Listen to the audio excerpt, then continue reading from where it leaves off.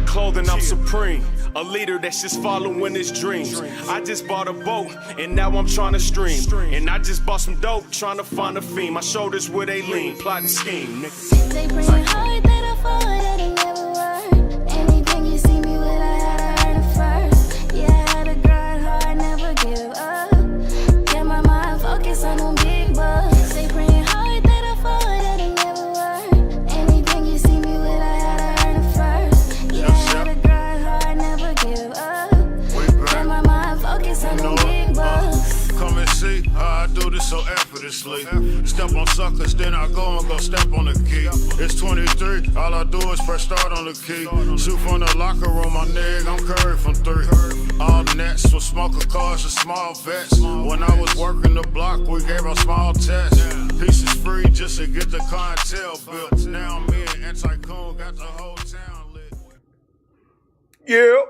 Y'all already know what time it is, man. It's your boy. I ain't been back over here. Hey, what up, nigga? My OG in this motherfucker, man. Y'all know what it is, man. Red Pill Crip. I'm back in BLE Studios. You understand me? We finna get it cracking. I got a guest today, a major player from the Chi-Town, Midwest Love. You understand me? About to get it in with my dog. I'm gonna let him introduce himself. I ain't gonna do too much, you feel me? But we're gonna talk about things that's going on. Y'all know me, man. I'm gonna get a little funky today, because y'all know it's been a while since I let a funky bitch know who she is. And they slipping up. And when I was active, they was acting a little writer. Is that a thing? I don't know. Right, they was they need a reality check. So we here to serve them today. And I brought some of the best from the Midwest with me, you feel me? So make sure y'all tap in, tag a friend. You know what I mean? I'm gonna let my nigga get his shit on. What up with it, Twin? What up with it, Chong? Let's bring my brother in, man. I'm just excited to be with my nigga today. You feel me? So, all right, how do I bring him in? Let me see. Oh, hit the collab joint. Okay. We got the hog. You feel me? My nigga Maal. Give it up for my brother, man. Introduce yourself to the Kansas City streets, my nigga. What's good, Kansas City? It's always a treat for real players to meet. It's your boy Maal, CEO and Not the Shop Podcast on YouTube, all platforms. Y'all can check me out on IG at I am Maal. Man, and it's always a treat. What it do, my boy? My God, man. Hey, pleasure to have you, bro. You already know, man. I almost had the trio. It's just Jordan and Pippen tonight. You know what I'm saying? But you know, shout out to who is BJ Armstrong? Who the hell is Jay? JB is who? Cause you Jordan, I'm Pippen. Who is that nigga?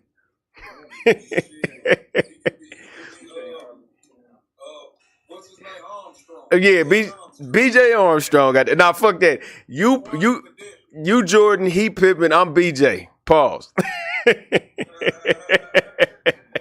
Nah, but man, welcome to the platform, man. Shit, Not the Shop Podcast, dog. Make sure y'all tap in to my brother every Monday. Shit, tell him your schedule, bro. So I do a live panel on Mondays at 7:30 Eastern time and Tuesday at 7:30 Eastern time. And my actual podcast show comes out on Friday mornings. So y'all can check the podcast out on Fridays, and I got a live panel Monday and Tuesday. Got you. Okay. Well, you know, I'm on that one on Monday, you hear me? And then we tag team on Saturday with JB. So y'all feel me? Hey, Dave, Jones said he can't hear it. We're gonna get that together real quick. But yeah, that's how I roll, man. I usually come in, you know how you do the reaction videos and shit like that. That's pretty much what I do. I do the same kind of thing. Try to pick some off-brand shit, but my shit be straight catered to funky bitches. It's all funky bitch. This Red Pill Crip for real, you know what I'm saying? I be on that. That's what I talk about, relationships. Get married, whore. That's my, you feel me? So, you know, I'm going. I've been waiting on this opportunity to get on your platform. You've been supporting me for so long. Hey. I've been waiting to throw some back love at you. You know what I'm saying? Hey, bro, I appreciate it, dog. Look, I was watching you, JB. I don't know how the shit just made, bro, the stars just aligned, and I was like, shit. And y'all niggas just let me come on the show. I'm like, what? I ain't even came over here because I be on y'all shit so much. I'm like, shit, I'm active somewhere else right now. You know what I'm saying?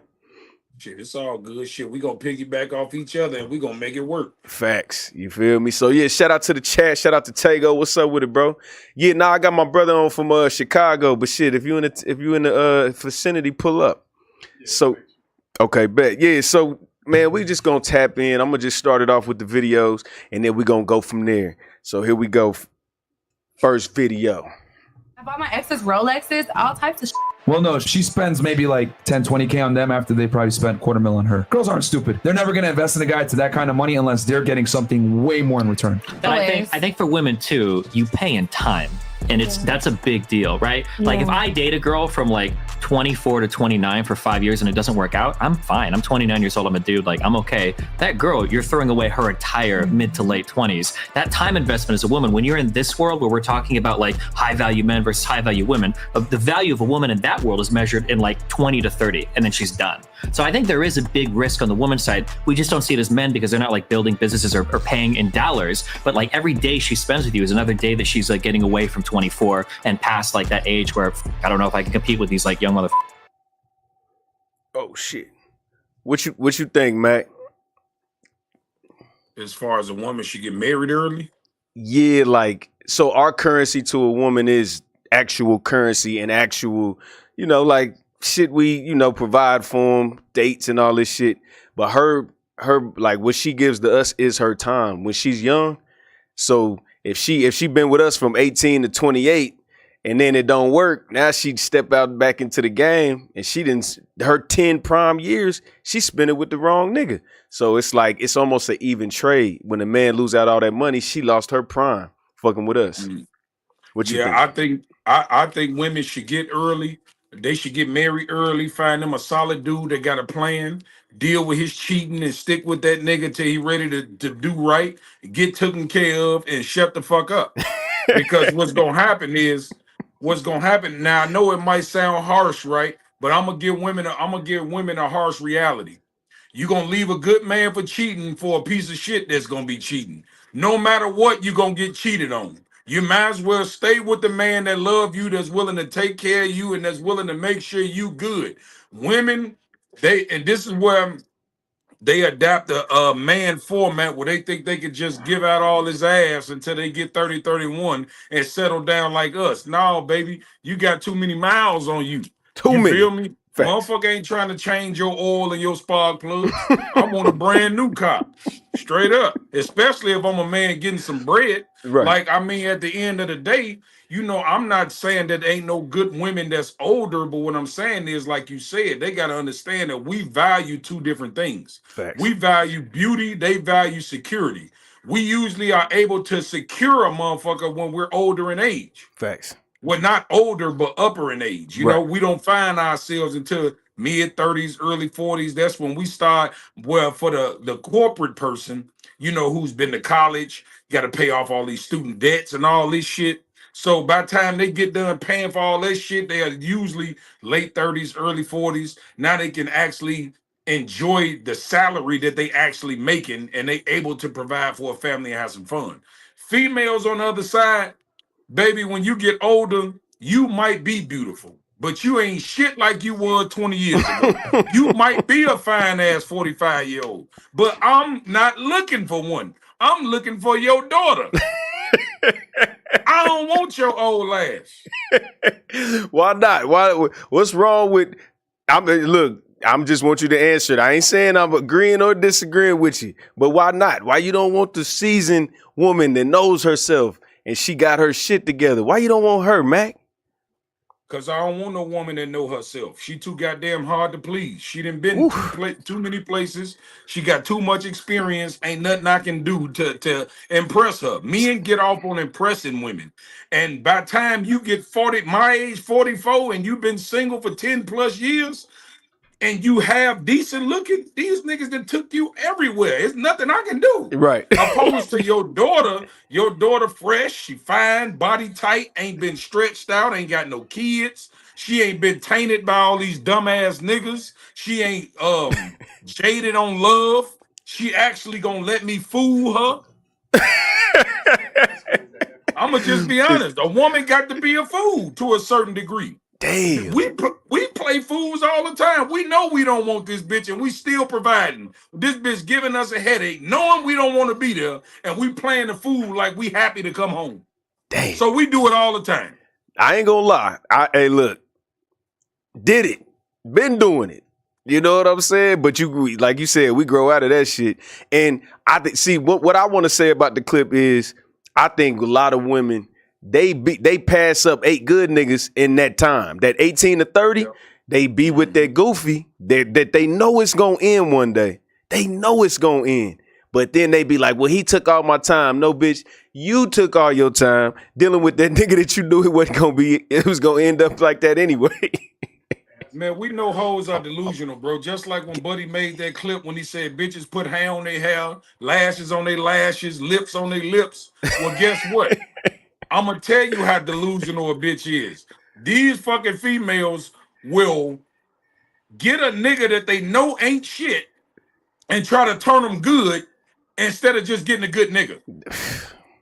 Instead of just taking your ass to church and finding a man that's already in his purpose at church, they go get a nigga off the street that's selling dope and try to take him to church and change him. Right. Hey man, can you hear the echo? You good? I can hear it a little bit, but it ain't that bad. It ain't bad. It's Okay, good. cool. Yeah, it's good. We good. Hey, bro, and look, everybody trying to take on a project. And guess what? I think men, we can take on a project and we can handle it a lot better. When women try to take on a project, it immediately takes you it makes you a leader. And that's something that's just opposite of your nature. So when you trying to take on a project, it's going to fail. You're not built to lead. You supposed to be with somebody that's going to guide you correctly. Because guess what? I tell you, if you with me and you 30, you fucked up at least 8 times in life. At least. You feel me? And on top of that, you name me one thing. Ever since men took the change from around how women move and let them fend for themselves and think for themselves, they have been doing nothing but making bad decisions. Facts. Damn. You name me one thing that a girl has done that was positive towards women liberation. Since the feminist movement started, name me one thing that they put in place that benefits women as a whole. Shit. Not a damn thing. I know. I'm trying to be devil's advocate. I'm on your side, my brother. Damn. Hey. More abortions. The STI rate is high. Divorces are high. Yeah. Shit, the dynamic of the family is ruined. Yep. No nuclear families. And you know what else is crazy? I heard a stat about 2 months ago.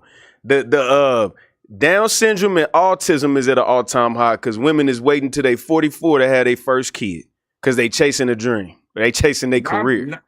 Not only that though, and I'm gonna pull this one off. I'm gonna pull this one off on you, right? Hold on, it's hold on. Give me 1 second. Somebody knocking on my door. Oh, you good? Go ahead, do your thing. Do your thing. What up, y'all? Y'all already know, man. Red Pill Crip. I got my brother. Hey, he lacing the game on you, boy. Y'all better listen up, man. That's why I brought my brother to the thing, man. I'm gonna read some of these comments though. Shout out to Benjamin. Shout out to Syfe. I ain't never heard nobody explain it like Cuz just did, but Bullseye. Get your old experience unpleasable ass on. Bro, when I be telling y'all shit, like, this why I needed Mac on here. Cause I'm a little bit nicer, I think. And I get motherfuckers be telling me I be too hard.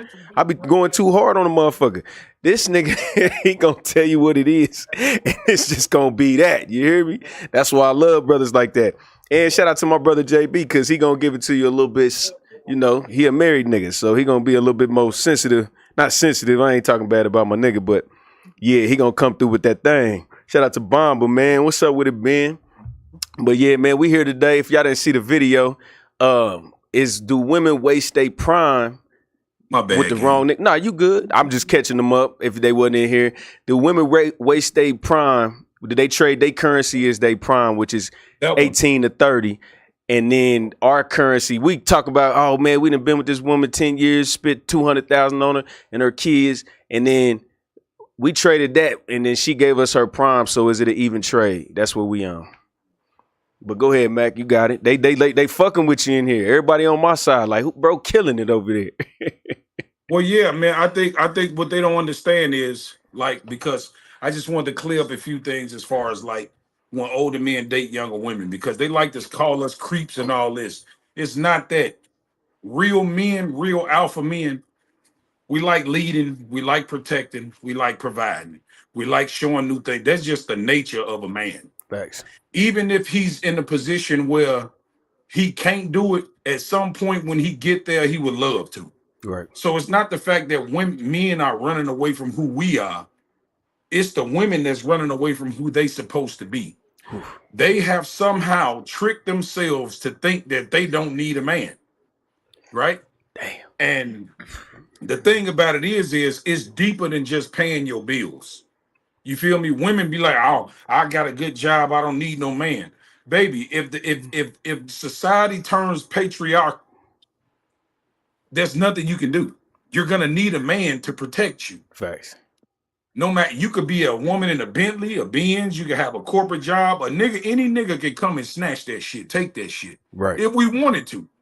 So I hate the notion that women say, I don't need a man. Baby, you're only able to move the way you move because of the systems that men put in place. You feel what I'm saying? So how can you sit here and say that you don't need a man? Because if you didn't need us, if we left it up to y'all and we say, you know what? We're going to go to war with women. They will be fucking extinct. And how long? 2 days? 3 days? I'll give them 7 hours. I give women 7 hours, bro. So if we just decide that, you know what, all that them rights and shit that you got, we don't no more. 7 hours. Because they don't understand that it is a reason why God made the strongest being the logical one. Facts. And the emotional one the weaker one. Because if they were stronger than us, they would kill us, bro. Right. Their emotions would let them wipe the whole world out of men. It wouldn't be not one man left if they could overpower us. Facts. You feel me? Facts. And the reason why women ain't made for making decisions is because of this. I'm gonna give you an example. You put 10 women and 10 men on a deserted island, right? With no water, no food, no nothing, to say a helicopter gonna come pick y'all up in 3 days, but y'all gotta survive on y'all own from the earth, right? This is what women will do. Women will go right into the situation with their feelings because they don't want everybody to feel left out. They want the circle to feel equal. Right. Like, baby girl, like, I ain't better than you. You ain't no little eyes and little U's. And they would die fast. Right. Men don't do that. Men automatically off the back, okay, who know how to climb? Who know how to build? Who know how to fight? Who know how to fish? Right. Who know how to hunt? You feel me? And everybody that's good in that area gonna take on that project, and we gonna all come together and live. Facts. We're not gonna say, oh no, I can fish better than you, or I can build better than you, so don't make me feel like I can't build, because I can build too. You feel me? We're not gonna do that shit. Facts. We're not gonna do that. Facts. We're gonna get law and order from day one. First step is law and order. Who can do what? Okay, everybody bring their skills together, and we gonna put the best man for the position in the job. Regardless of, you probably can fish, you probably caught 2 fish, but Jim down there caught 50 fish. So he the fish of the day. Facts. Regardless of how you feel, he's the fish of the day. You're not. Right. A woman would be like, well, I can fish too. Why she got to be the one? You feel me? And it has to be dead. Right. Trying to make everybody feel equal. So survival is not priority for women. That what you're saying? No. They feelings over survival. Jesus Christ. Hey, look, Mac. Me and Mac met 2 months ago. That nigga ain't coerced me. I ain't coerced him. I've been saying this shit for 3 years, Mac. 3 years, and I'm a villain. They don't believe us, man. They think that we, so like even with my live yesterday with Robin, they say when we try to tell them what's wrong with them, they try to throw it back at us and say y'all hate women. No, we don't. We love you, black motherfuckers. We love I can speak for the whole world when it comes to heterosexual men. Facts. We love women. We just don't like niggas. That's what we don't like, and you're turning into a nigga. Telling you, backwood and rolling. That's what's irritating. I told her they out there rolling backwoods, got more tattoos than the average man, got the damn mouth like a sailor, got that motherfucking hat on your head every day. I don't get it. And you know what really pisses me off about women is they so independent and they so don't need this and need that until it's time to pay half the bills. Like, I don't get that shit. Like, if you want to be, like, I tell women all the time, we're not partners. I'm the head, you're the follower. Facts. Okay? I'm the head, we're not fucking partners. If you want to be my partner, baby, you need to pay half the bills. Facts. Because that's what partners do. Right. You see, me and you right now, we're partners on this live. Facts. We're equal responsible. Facts. You see what I'm saying? Yeah. Now, of course, there's a hierarchy because obviously this your show. But to make this work, we're both putting in the same equal effort to make it work. Absolutely. On a partnership. Okay? If I sit here and I'm going to use the guys in your background, right? They partners, but they in the backfield. They playing a different part, a different role. Facts. So they can't say, oh, well, I'm equal too because I know this is your show. I'm just playing my part. It's just that simple. Women don't want to play their part. They want shit when it benefits them. So like this, they don't believe in 50-50 until it's time for divorce. Damn. Say that one more time, man. They don't believe in 50-50 until it's time to take 50% of my shit. God damn. Make it make sense. Hey, that made perfect sense right there. I ain't gonna lie to you. If you in this relationship and you've absolutely contributed nothing, that's what you should leave with. Right. But we in a 50-50. But somehow you think because you done threw the CUDA on me for 7 years, you entitled to all this shit I had before I met you. Right. Facts. You didn't help me make this shit. I did it. I gave you my time. Back to the video. I gave you my prime years because tomorrow I'm older. So I gave you 7 years of this. You got to give me half, nigga. That's how they talking. And then the notion that they trying to compete with me or I'm gonna get my bag up so I can get the man I want. Baby, nothing wrong with you getting your bag up, but you adopting. See, when women go up in the ladder in finances, let's just be honest, you have to have some type of alpha traits as a woman to work in corporate America or be the boss of any corporation or any job. Fact. You have to have some level of leadership, which brings on masculine traits, right? What happens is women get tied up in their head and forget, bitch, you ain't at work. You at home. You're not the leader here. You see what I'm saying? You're not the manager here. You're not the CEO here. Right. I am. Yeah. Facts. And they don't know how to calm that shit down. And that's the argument 97% of the time. They be like, I can be masculine at work and come home and be feminine. No. Yeah, you ain't superwoman. That's superwoman shit. That's the 3% that can actually cut that shit off. You don't cut that shit off because you developed it as you grew up. You didn't just walk into that. Most women can't. I can't agree that there might be a small percentage because I think me personally, I think Candace Owens is very masculine when it comes to business, but she can keep a husband. So obviously she know how to turn that shit off. You feel me? Yep. That's She's very, very, very alpha in the public eye. Facts. She don't take no shit. I fuck with Candace. Yeah, I love. Hey, Candace, that's my dog right there. Who else we think? Who else is somebody? Give me an example of a woman you think can balance it, go home and not fuck shit up. I don't really see too many women talking publicly like Candace Owens. So I don't really see. I don't know. It's probably got to be more white women because I don't see too many black women that know how to turn it off. But I see a lot of white women that talk crazy as hell on the internet that got husbands. Yeah, talk slap, dog, crazy. Yeah, so they obviously know how to. Well, you know, they probably. So it's a mindset for me, right? All right. Once you get out the mind state that you don't need a man, you're doomed. Right? As long as you have adapted the philosophy of I need a man or the man I'm with, I need my man. There are certain things that you're just not going to do because you're in the mind state that you need him. Facts.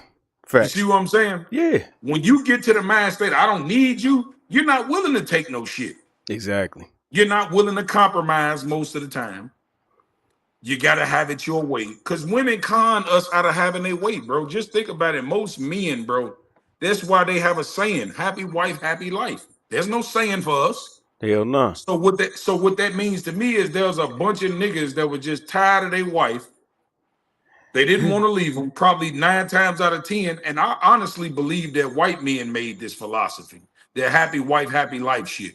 Because they were rich men who had wives that they didn't want, but they already created families with these bitches. And now they got too much invested because if she leaves, she gonna take all your shit. Right. So so that's what the other saying is, cheaper to keep her. Yeah. You know what I'm saying? Yeah. I don't want to give you half my shit. So instead of that, I'm gonna just give you what you want so you can shut the fuck up. I can keep my shit. I can do what I gotta do, and I can still keep my house. I can still keep my kids. I can keep everything that means something to me by living miserable. Damn. That's the sacrifice we make.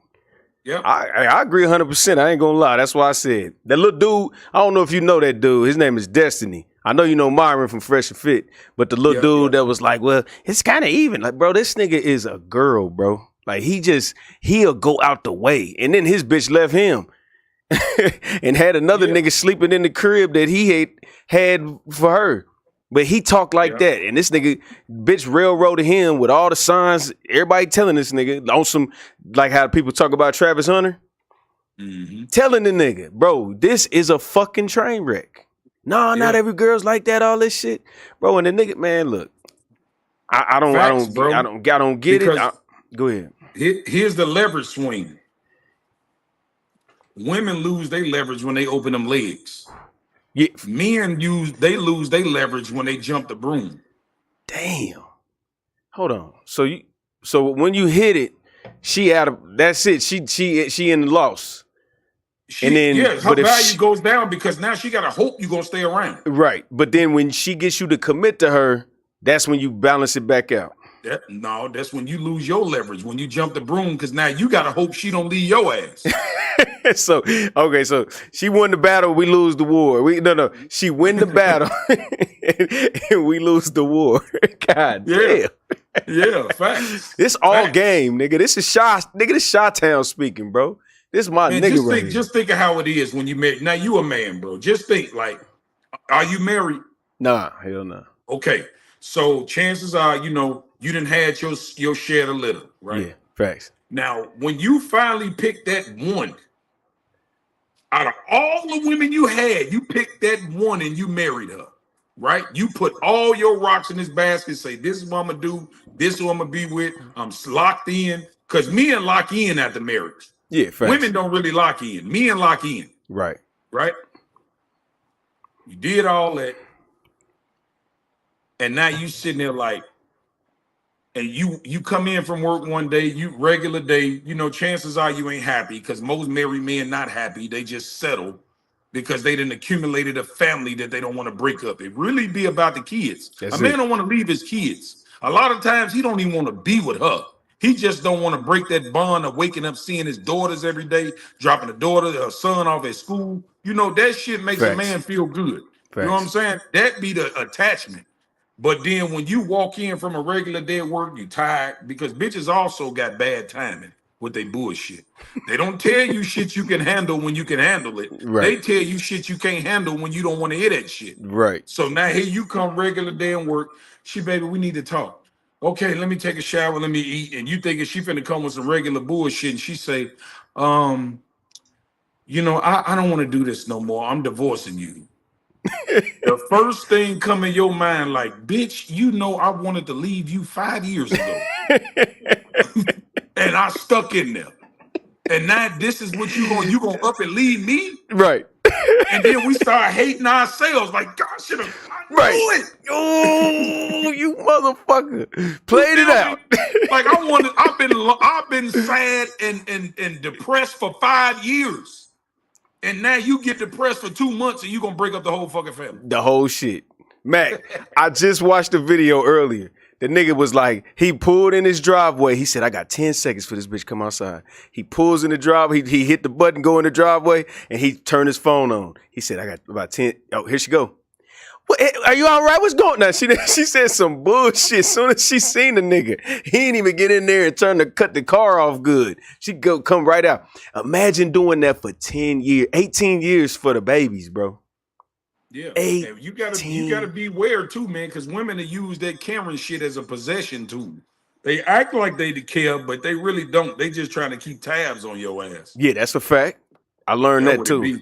Oh, baby, I was just worried. I was just thinking about you. Wasn't thinking about me, bitch. You just trying to make sure I ain't with another bitch. You ain't thinking about me. Fuck out of here. Stop the cap. I've been thinking when you coming home. I've been thinking about you all day. Really, bitch? No, you ain't. As soon as I get in the house, you gonna get in the phone. You ain't gonna even say shit to me. Ain't gonna say nothing. She got like what you said, tabs. This shit is crazy, bro. To make a long story short, you saying the women they change once they get married. They're a whole different motherfucker. So once you jump the broom, they switch it up off the dribble. Oh yeah. If you don't believe me, just listen to married men.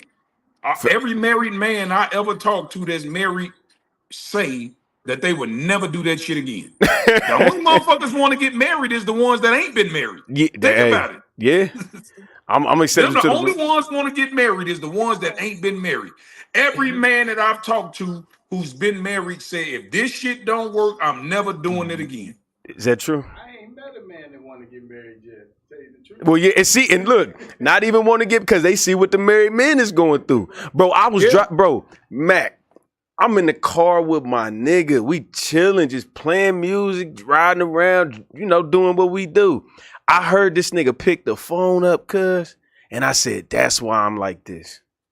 It ain't no way I'm ever going back to that shit. Ever.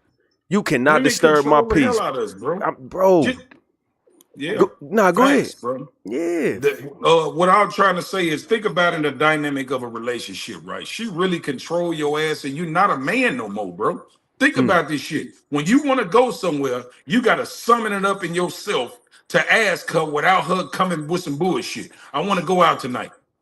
Who you going out? Why you got to go out with them? Which I don't like you hanging out with them. It's like if you want to go out of town, which on a guy's trip, you got to approach her in an approachable manner so she won't get on your damn nerve. But on the reverse side of it, when she say or ask you, can she go? You abroad this shit. You want her to go because you want space. You want her to get the fuck away from you. So she don't have to come to you on thin ice asking you to do nothing. Facts. But you want to go out, you be like, damn, I done been out the last 3-4 weeks. Baby, I'm finna go out. You been out the last 4 weeks. Why you got to go out today? Like, that's why you got that one friend that'll hit the group text and be like, bro, I ain't gonna make it, bro. Yeah. So you count me out on this one, cause I ain't even go. But you know what? Let me play devil's advocate though. When I mean devil, I mean woman. Let me play devil's advocate. What should a man choose a woman that don't want to go out? Because at this point, I think the balance will be, well, I know my place, and if I got a man and that's how he move, this his shit, I'm just gonna sit home, be respectable, you know what I'm saying, and I ain't gonna argue with the nigga, cause a lot of men do have a problem with their girl going out, running the streets, you know what I'm saying. But that's just how the game go now, cause I say back in the day, maybe you could let your girl go out to the club and expect her vagina to be intact when she got home, but now it's a different ball game. Well, thing about it is it's a different dynamic. If y'all don't really have a lot of things that disrupt your peace in the house, then you're gonna let her go out and want her to get the fuck on. Right.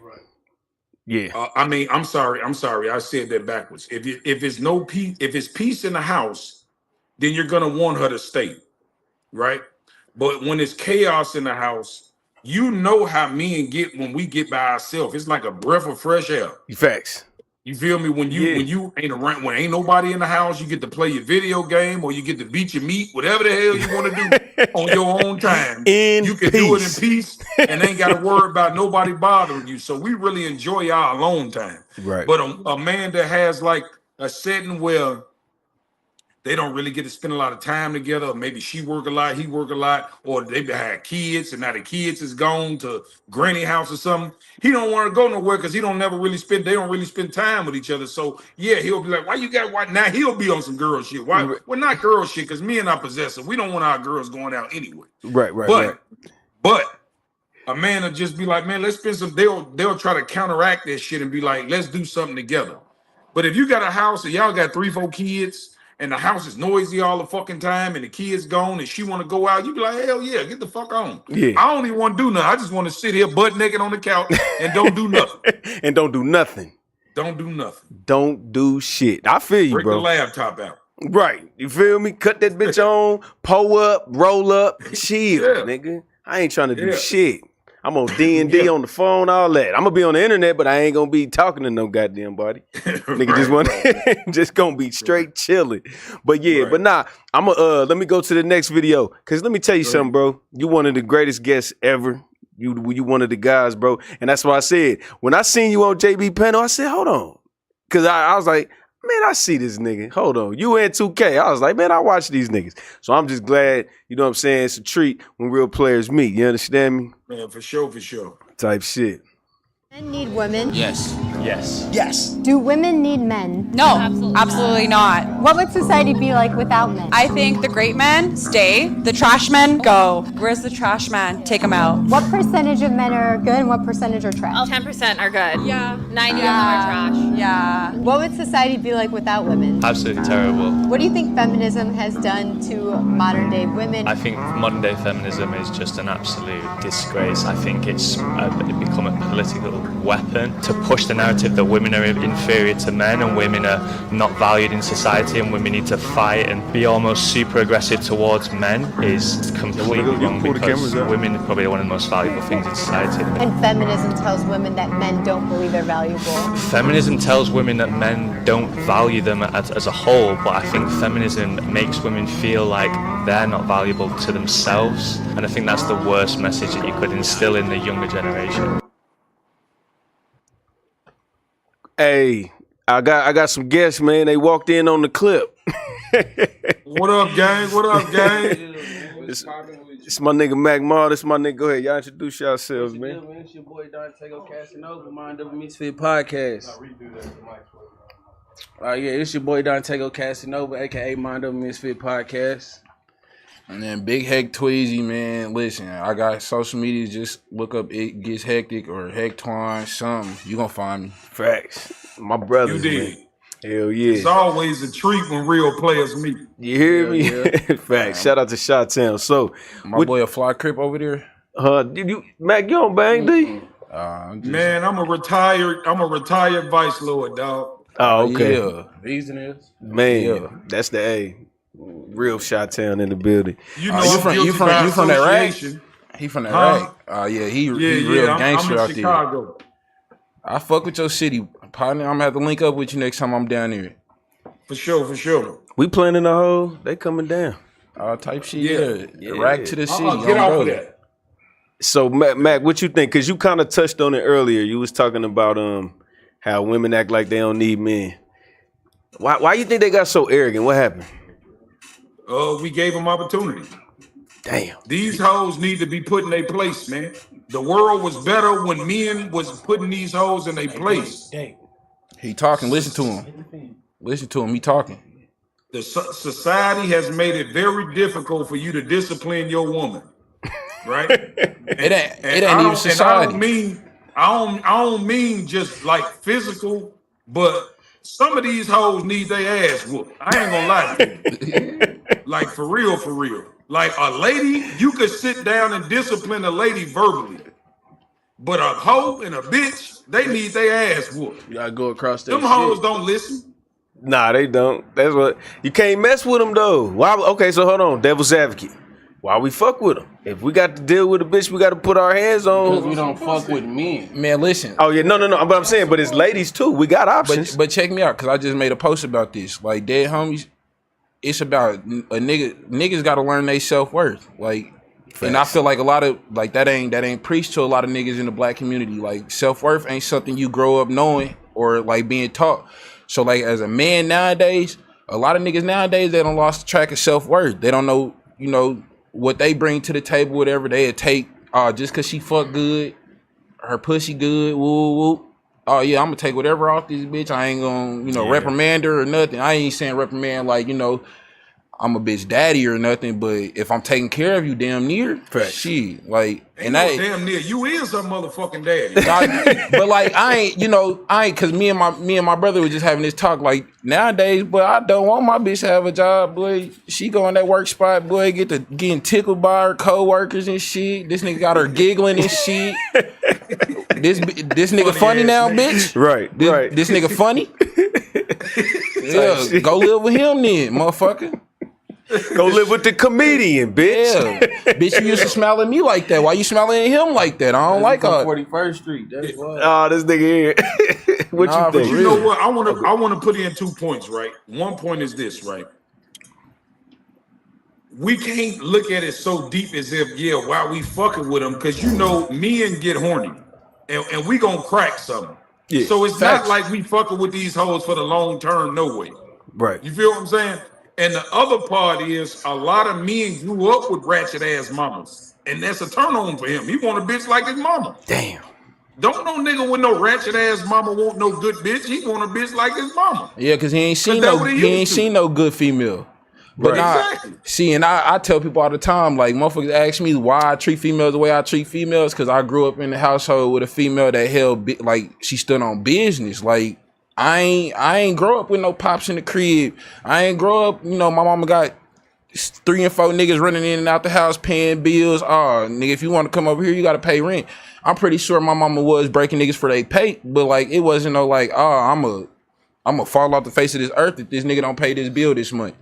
So, like, I understand both sides of the spectrum. You know, I understand females out here breaking niggas for they pay.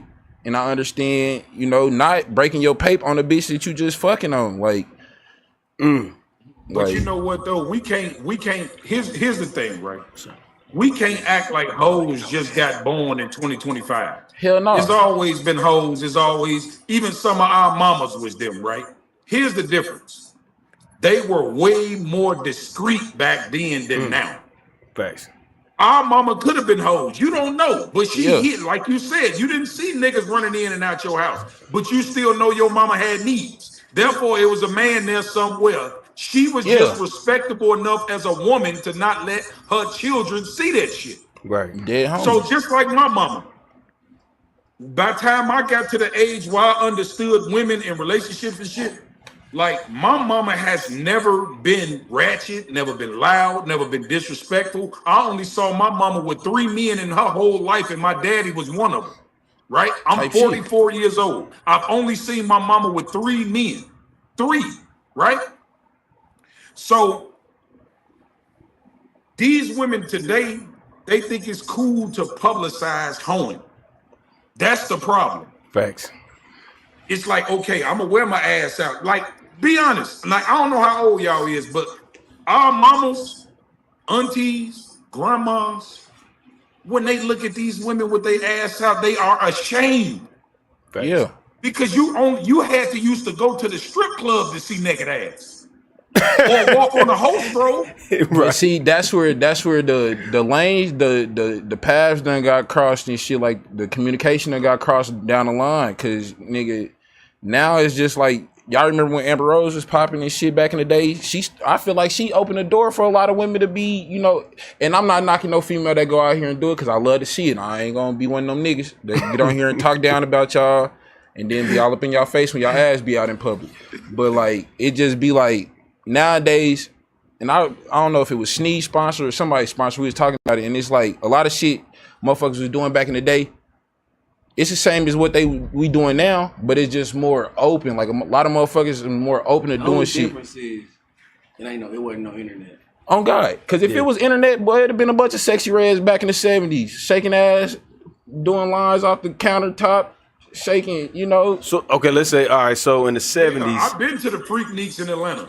That was in the early 90s. So you know what it could have been if we had a TikTok or a Facebook or Instagram. So look, we got that's sexy what I'm red. saying though. This is why these events were so important and so famous. Because if you wanted to see a bunch of naked ass girls, you got to fly to Atlanta and see it in person. Like, bro, you said it was not just publicized all over the place. You said we got sexy red, nigga. They had a Dina Howard. But that's what I'm saying. So like, Dina Howard was the shit we talk about in our music nowadays.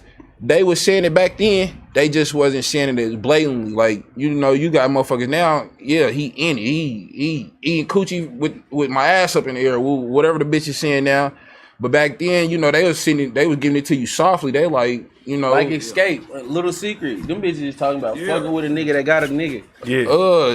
What's TLC with Creep, all that, like it was subliminal back then. Facts. Yeah, you just had to pick up on it. Of giving head. A girl be like, let me get some head. She'd be like, ugh, that's nasty. She'll do it behind closed doors, but in public, she'll act like it's nasty. Bro, a lot of these bitches not advertising they throat goat skills.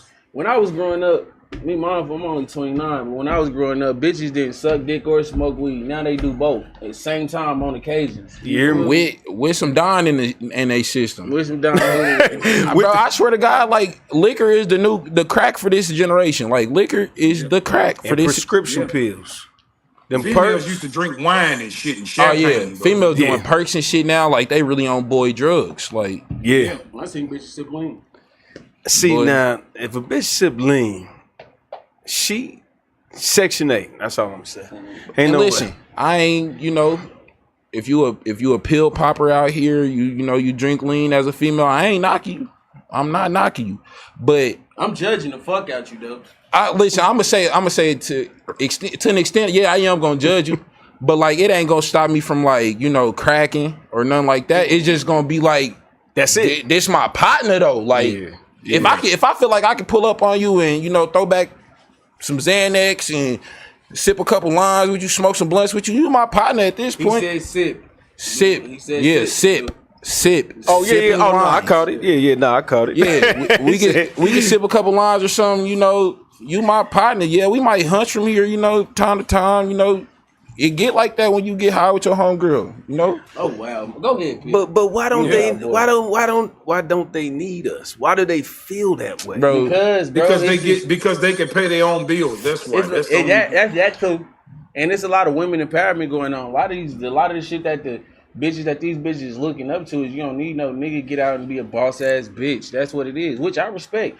When I go into something with a bitch, I want the bitch to show me she don't need me off the smug. No, bro, I don't want a bitch that need me. I don't want no. I tell females all the time. I don't want my bitch to need me. I don't want my bitch to need me financially. I want my bitch. No. That's I what want my bitch to want me. Financially, these bitches think they finances is the reason they don't need a man until it come to taking trash out. You feel me? Or that's what he was saying. It ain't even that. Till the motherfucker jump out the bushes on their goof ass. Then all that money ain't gonna be shit. A lot of these bitches got guns, gang. But that's what I'm saying. Like, motherfucker take that shit. I don't need my woman to necessarily need me. I need her to wake up every morning and be like, choose me. I want to be around this nigga. I want to be with this nigga because need run out at some point. Your female can need you today. And then tomorrow, she found another nigga that fulfills that need. More than what you got. He fulfilled that need better. Whether he fuck her better, whether he pay her bills better. That's how I'm not going into a relationship, bitch. You gotta like me. For me, not for nothing that I come got, off the rip. I don't nothing care that you think I got. Want me for me. I don't care if I can have some dog shit in my bank account, bitch. I'm broke. Hey, I'm broke. Let me ask y'all, how old y'all is? I'm 29. How old y'all is on the panel? I'm 29. I'm 20. I'll be 28 this year. Yeah. Okay, y'all my son age. So look, right? I'm gonna give y'all some game. A woman is always gonna want you for what you have. Yeah, men don't get unconditional love, right? Facts. So if you're looking for a woman to love you for who you are, you're gonna have to get a fat bitch. I ain't knocking that. But not look. You feel me? I ain't if you knocking get the you fat something hoe. bad, something decent, it's too much competition out here trying to get her. Facts. So it's always gonna be transactional when it comes to a man. And when it's like this, bro, that shit ain't in me, it's on me. Like, nigga can pull up with this, and I got half the shit. I ain't got half the shit he got. It's all about how you carry yourself as a man. Bitch gonna choose regardless, you feel me? Yeah, she'll choose you, you know, because women have seasons just like men. She might be in a season where she probably just got fucked over from a nigga and that's cool. Who got a big bankroll. And now she traumatized by that. So now she in a space where, you know what, I'm just gonna pick somebody off their character now. But believe me, that shit is always gonna show his face. She gonna be kicking with you, but mind you, you just cuffed the bitch that's used to living lavish. It's only so long before that taste for that shit is gonna come back. And then she gonna look at you like, I got a good man, but he ain't got no money. This is where you hear women say stupid shit like, he's a good man, but he ain't a good man for me. What the fuck does that mean? I ain't gonna say every female is like this, but you know, you do got, and we say it all the time, like it's certain females, and I blame niggas for this. The niggas that don't get up off their ass and want to sit up in the crib, play the game all day, don't want to hustle. You ain't even out here trying to sell no dope or nothing. You just sitting up in the crib leeching off this bitch. The game. So like a female, she'll have her shit together. Woo woo woo. She'll bring this. She'll fuck with this nigga, knowing like, you know, he ain't up to par. Like, but she fuck with his character. Like, but if you show effort, that means a lot to a bitch. Nah, like, yeah, that's why I don't show no effort. Like, bitch, Well, the thing about it is y'all can speak from that sense because y'all young. Young bitches got time to gamble with niggas. Bitches my age not fucking with you. Yeah. You're not gonna get one of these hoes that got a mortgage, a car note. The bitch got 3 grown ass 17-year-olds that's playing football in high school and shit. Oh, bitches like you gotta come I ain't even gonna lie to you. I'm gonna stop you right there, because boy. Oh, bitches like young niggas. But it's gonna run out. I'm telling you, it's gonna be a time limit. No. Motherfucker for the thrill. As long as my time limit come with some pape and some of that, you know, that geriatric pussy. Yeah, some of that coochie that I've been around the block a couple times. Shit, I'm cool. I don't care how long the run go. That pussy that don't bleed no more. Yeah, I need them tubes tied, them C's dead. You feel me? I don't need I'm not fucking with no old bitch. Tube tied, edge fried. You feel me? Sunny side up. I'm not dating over 32. See, but see, you in that age bracket to where you done. I done like J Mane just did a little thing. He said he was like, bro, once a nigga get to a certain age, he don't want to date females in his age bracket. He want to date somebody younger, somebody that ain't been ran through, somebody that ain't been fucked over, somebody that you know you can mold in. And even Tierra said it the other day on pod, like she like shit, date somebody younger than you so you can mold. 5 years though. Yeah, how many ever years the bitch younger than you, so you can certain like kind of bring her along in your path, like your lifestyle. You gotta watch the first 10 minutes. He broke all that shit down. Yeah, like that's how we impress women. That's how we as flamingos. That's how you show your colors. You do your dance. Your flex is showing her something new. When you got a woman that's too experienced, it's hard to impress her. Not hard, it's almost impossible. But see, because she didn't did so much. You know what I done noticed, even at my like I ain't gonna say my young age, but my the age I'm at, like a lot of times, bro, you ain't gotta impress these bitches. Like a lot of shit niggas do to impress bitches. If you don't do it, like these bitches be like, why this nigga ain't going out this way? Right, why he ain't trying? Why he ain't like females tell me all the time, like so, you don't want to fuck with me, you ain't trying hard enough. Like niggas usually, I ain't them niggas. I want to comment on that because I'm gonna give you some game. Like when we was younger, that's what we did. We impressed females, right? Yeah. But we only impressed the ones that was worth it. Wifey material hoes. These busted bitches be expecting, nah, you're not that, baby. You're just not that. It just for instance, right? Say, I know y'all probably not married, right? Say you leave this live, walk outside right now, and you see the bitch of your dreams. You mean to tell me you ain't gonna do nothing to make her smile? I mean, I'm gonna talk my talk. I'm gonna chat it up. I ain't about to cut no cartwheels and dance and shit. No. I don't mean like that because when I was coming up, impressing a female took minimum effort. Flowers, hold her hand in public, write her a card. We used to write little notes and shit. That shit is extinct now. Yeah, but see, look now. how I look at it, man, Fashion Nova, Sheen, all this shit done turned all these bitches up. So you don't know, you can't. You don't know what a bitch worth. Like, these bitches really be shit turds rolled around in glitter, gang. Like bro said, like a bitch would be she could be a 10 in the face, and you get to know the bitch, and this bitch a 3. Her minimum. house nasty. Probably lower than that. She don't take care of her kids. Her mama always got her kids. She popping shit like she that. She always out of town. Her bills late. Don't got no job. I like them kind of hoes. I give them 200, fuck them, and go on about my But business. see, that's the thing.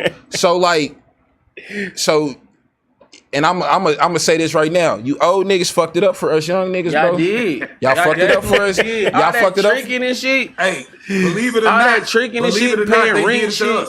No. Nah. See, nah. Hold on, what'd you say, Matt? What'd he say? What'd you say, said Matt? they did it to I us. said the old niggas did it to us. We ain't fucking up for y'all. We follow suit. But I believe that too, because I know a lot of old gotta niggas. Understand. You gotta understand. When I was younger, dope joints was doing 100,000 a day.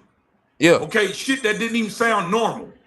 So these niggas was buying bitches cars, paying bitches rent for a year, and they was like the third side bitch. Tricking. They had so much money it didn't even matter. Right, yeah, you see what I'm saying? Yeah, so I know what you, yeah. When us growing up looking at, because you gotta understand, I come from Chicago, originated from pimping and gangster shit originated here. Al Capone and Don Juan. Right? Okay. So we saw all the players, pimps, and drug dealers spoiling they bitches.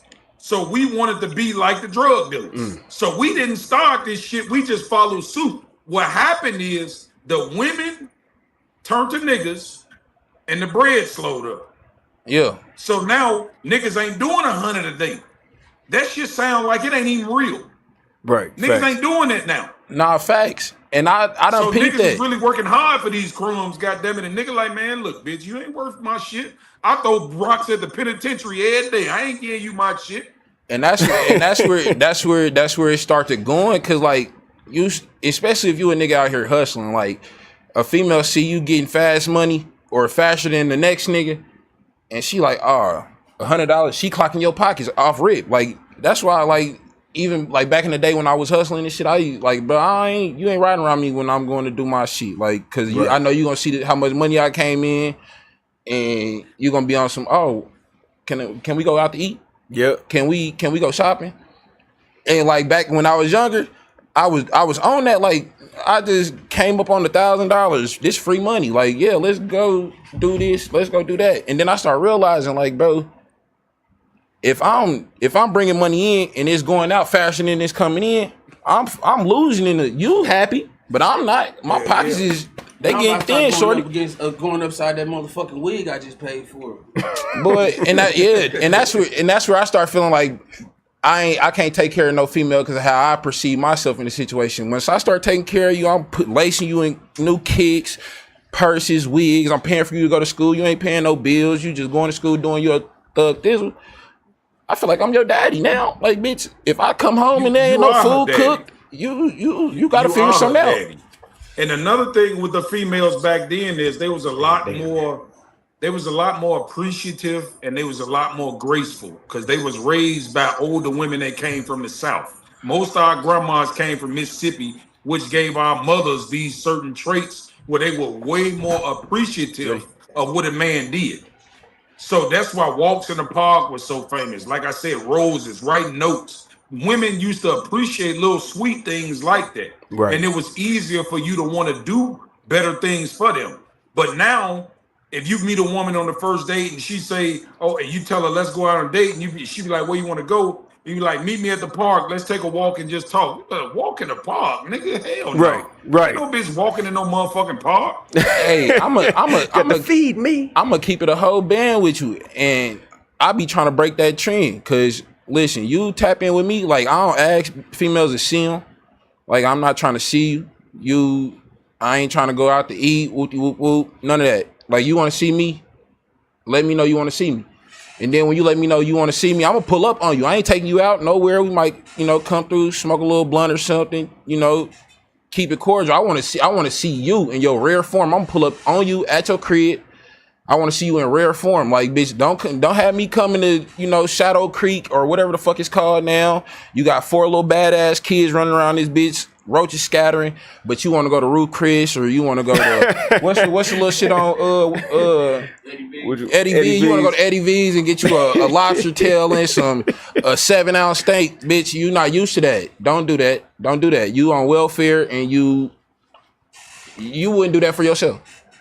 So now I gotta come and buy you a Balenciaga bag or right. So. And another, they not gonna respect it. They actually gonna look at you like they not only not respect you, but they gonna be like, this nigga stupid for buying me this shit. I know I don't deserve it. He don't know I don't. He don't. But see, you giving them too much credit. You giving them too much credit because they don't.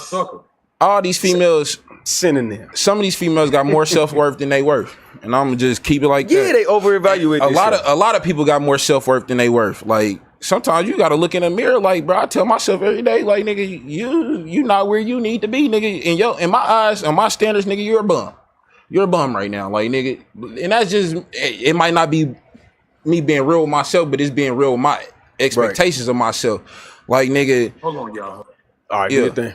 Like real life, like if you had told me when I was 18, oh nigga, you gonna be 27, nigga, and you know, living check to check or whatever the case may be, still hustling, doing whatever. I'd have been like, nigga, you was a damn fool. Right. But like, nah, like, you know, life get real sometimes. You know, everything ain't flowers and daisies and all that sad shit. Ain't nobody always gonna be in your corner. And that's not saying people ain't in your corner. That's saying like most people not though. Everybody got their own shit going on, and you can't hold everybody accountable for shit you got going on in your life. Like, right. That's just something you gotta, like, as an adult, like, accountability is big to me. Like, you can't even if it's just me and bro, like if it's me and Tego, like I hold that nigga accountable for whatever whatever going on. Like the situation he went through last year. I'm telling him, like, bro, I'm with you. You know, like, nigga, but at the same time, like, nigga, you know what come with anything you do that ain't, you know, according to the program. You know these situations that's gonna come. I tell my, like, bro, I ain't gonna lie, like, me and bro really locked it in. Like, we talk about it all the time. Like, me and bro been around each other since elementary school. But, like, within these last couple of years, we done really locked it in type shit. And, like, so, like, I tell bro all the time, like, even this granny, like, the first time I met this granny, we walking out the crib or something. She like, y'all be safe, woo woo. And nah, she tell him like, oh, you better come back home, woo woo. I said, listen, granny, if he don't come back home, you ain't gonna see me either. We gonna both be wherever he at, like type shit. And like accountability is big to me. Like if you with me, I'm accountable for you. I'm accountable for your actions because that's just how I feel about it. But at the same time, once I start telling you about your actions, and this go for niggas, females, whatever. Once I tell you about your actions once, twice, that third time, it ain't gonna be no warning. It ain't gonna be no like, hey, bro, you tripping. It's gonna be like, your ass through. Like, yeah, bro, facts. Why I gotta keep on telling a grown motherfucker, like, bro, you tweaking, bro. Facts. You tweaking. You know, as a grown, and then once I feel like you don't see that and don't understand that, we ain't on the same wavelength, bro. You gotta get from around me. You can't keep hammering that shit in people's head, bro. If they're not gonna learn, especially if you on a pace, if you on a goal, if you trying to do shit, and a nigga just keep going the other. All right, bro, I'll talk to you. And then motherfuckers dead ass really get on your bumpers like you supposed to be there to save them in every. Oh yeah. Nah, and I like, bro, like. And like I said, me and bro have a lot of conversations. We talk about this shit like we lovers at the end of the day. Like we grew up in households where we had single parents. Like our pops, you know, could have been around, wasn't around, or, you know, in and out, whatever the case may be. So nigga, if you come to me with a problem, your problem, my problem, because that's just how much I fuck with you. Thanks. So like once I keep on telling you, like once your problem become my problem, and I'm like, you know what? This a dumb problem to have, bro. You as a man need to get yourself out this situation, bro. Why you ain't got yourself out this situation? Oh, I don't want to. I'm out. Man, I'm gonna tell you this, young blood. I'm gonna tell you this, right? When you get up in age, you're gonna realize that some motherfuckers you just can't save. Now, I've been shot 3 times, bro. 3 separate times I've been shot. The first time I got shot, I was 16 years old. Saying that same shit you said. Nigga, you my boy. Your problems is my problems. Yeah. And I wind up taking a bullet for this bitch ass nigga, and he ran and left me. And see, it be shit like what that. I'm saying? Trying to be loyal. And so that's loyalty can be a gift and a curse. That's a drastic explanation for the situation. Like for real. Like that's some of the worst shit that can come from, you know, taking on the motherfucking problems. But like I done been in situations where like my brother called me on some cool shit. He like, bro, pull up on me. I'm like, shit, all right.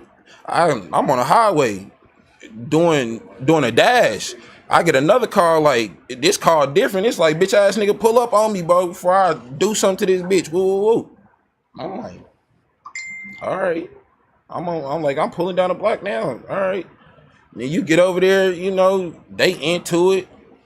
Full blown, you know, finna get domestic. I'm like, hey, bro, let's get up out of here. Let's go. Let's go, twin. It's time to go. I'm hearing sirens and everything coming. I'm like, bro, come on, let's go. Nigga like, nah. I'm like, bro, why? He like, nigga, this my crib. Nigga, I don't give a fuck who crib is. The cops don't. Right. Nigga, don't nobody give a fuck who crib this is. Who called the cops? I don't even care if you call the cops. Nigga, you going to jail. Right. Like, nigga. Point. And like, nigga, and I, loyalty so thick, I stood there. I'm like, hey, this... Yeah, and that's why I had to learn. Like, bro, stood there, and I'm like, you know what? Like, this my brother. I'm not letting my brother go out like this. Right. And he, you know, we thought he made it out the situation. We pull up thinking we good and shit. We still getting blurted by the cops. Like, bro, it just be certain shit that really like put you in situations where like either you know somebody really rocking with you, or you know you need to get far away from this nigga because this nigga is not good for you. How we get here? But you know what? Yeah, though? we are. The fucked up part about that is, bro, you will never know who your real niggas is until they be battle tested. So sometimes you got to go down in the fire with this bitch ass nigga. And to keep it a whole buck. Just to confirm that he ain't who you need to be with. And to keep it a whole buck, a nigga can be fire tested as you think he is. It just take one situation for you to see a nigga steal. Just like, nigga, it's not your partner. Like, it don't... I ain't gonna say like every nigga is faulty, but like hoes will break up any motherfucker. Yeah, a female, hey, pussy is the root of all evil. Fuck, when they said money, they was tripping. Hey, I was just finna say that because guess what? Your best man, if you steal $100,000 from your best friend out the sandbox, he gonna come to you and he gonna give you a chance to pay it back before y'all get into it. Fuck his bitch and see how many chances you get. Damn. 100K?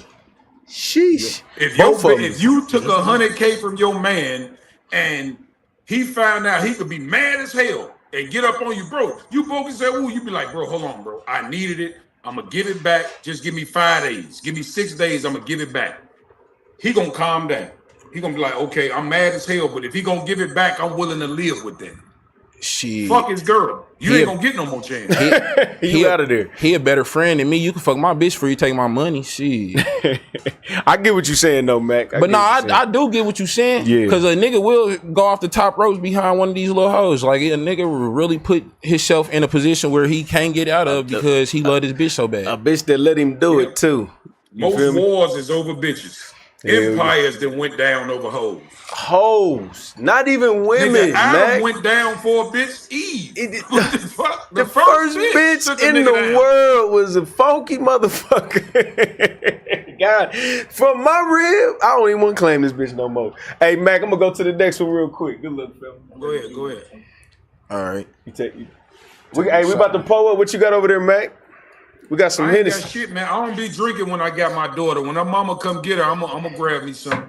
Okay, bet. Yeah, I don't drink around her, man, because her ass be having me moving too much. I'm gonna go. Yeah. I'm gonna take my time, so I'm ready for the night. That's my. But for sure. Okay, all right, love, man. Appreciate y'all coming through, man. So, all right, bro. Appreciate you for coming through. Hell yeah. He come. Hey, Mac, them my little bros. You gonna see them when they get down here? They got them. They both got podcasts too. I'm gonna just tap in with you. I'm gonna put you on all the shows. We're gonna have fun, but I want to get you as much exposure as you can when you're down here. We got like 10, 15 shows to do. But all right, family, let's do it. Okay. All right, here we go, Mac. Known in the black community that most, not all, but most black people are racist toward white Americans. You say it's known. What do you mean? Where's your basis for that? They have been brainwashed over the last 50 years or so to believe that America is a racist society and that white folks are trying to hold them back. Amazing. That was Jesse. OG Jesse. Yeah. I'm so tired of black people using this slave trade shit to make excuses for their dumb shit. Ain't no white motherfucker did nothing to you. Niggas. Nothing. Our great grandfathers, they got that excuse, but we don't. Yeah, facts. We don't got that excuse, and I hate when black people so. My thing is this, right?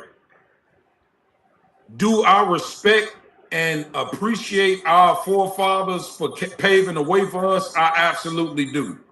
But I think we so far away from that shit, it don't even matter no more. Facts. You know, I still will acknowledge, you know, even though Martin Luther King did what he did, you know, all the Malcolms and all our leaders, I tilt my hat to them brothers. They did a hell of a job.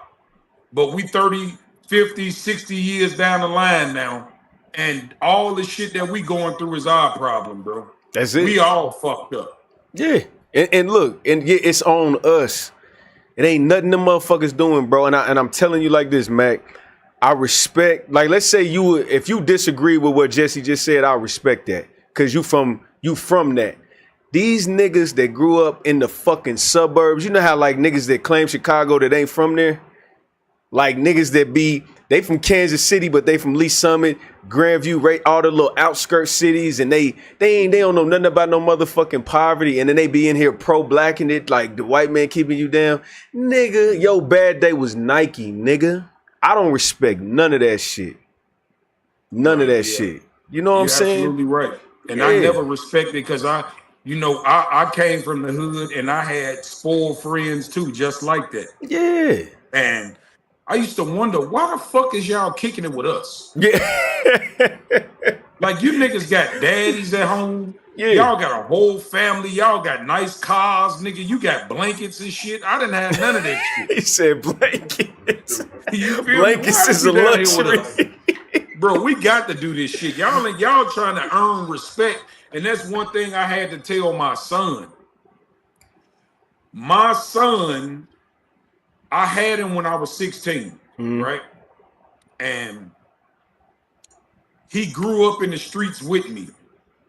But once I started to change, once he got in high school and I saw who he was kicking it with freshman year, I moved his ass. We moved to the suburbs.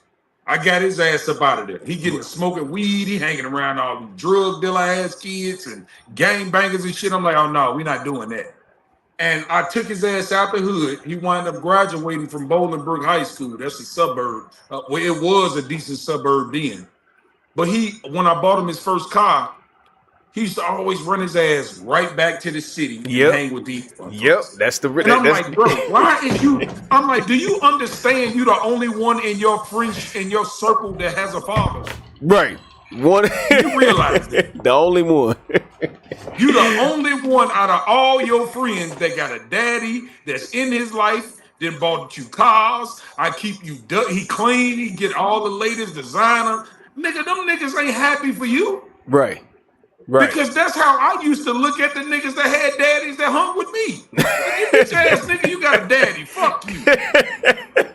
You feel me? So I know that's how they looking like.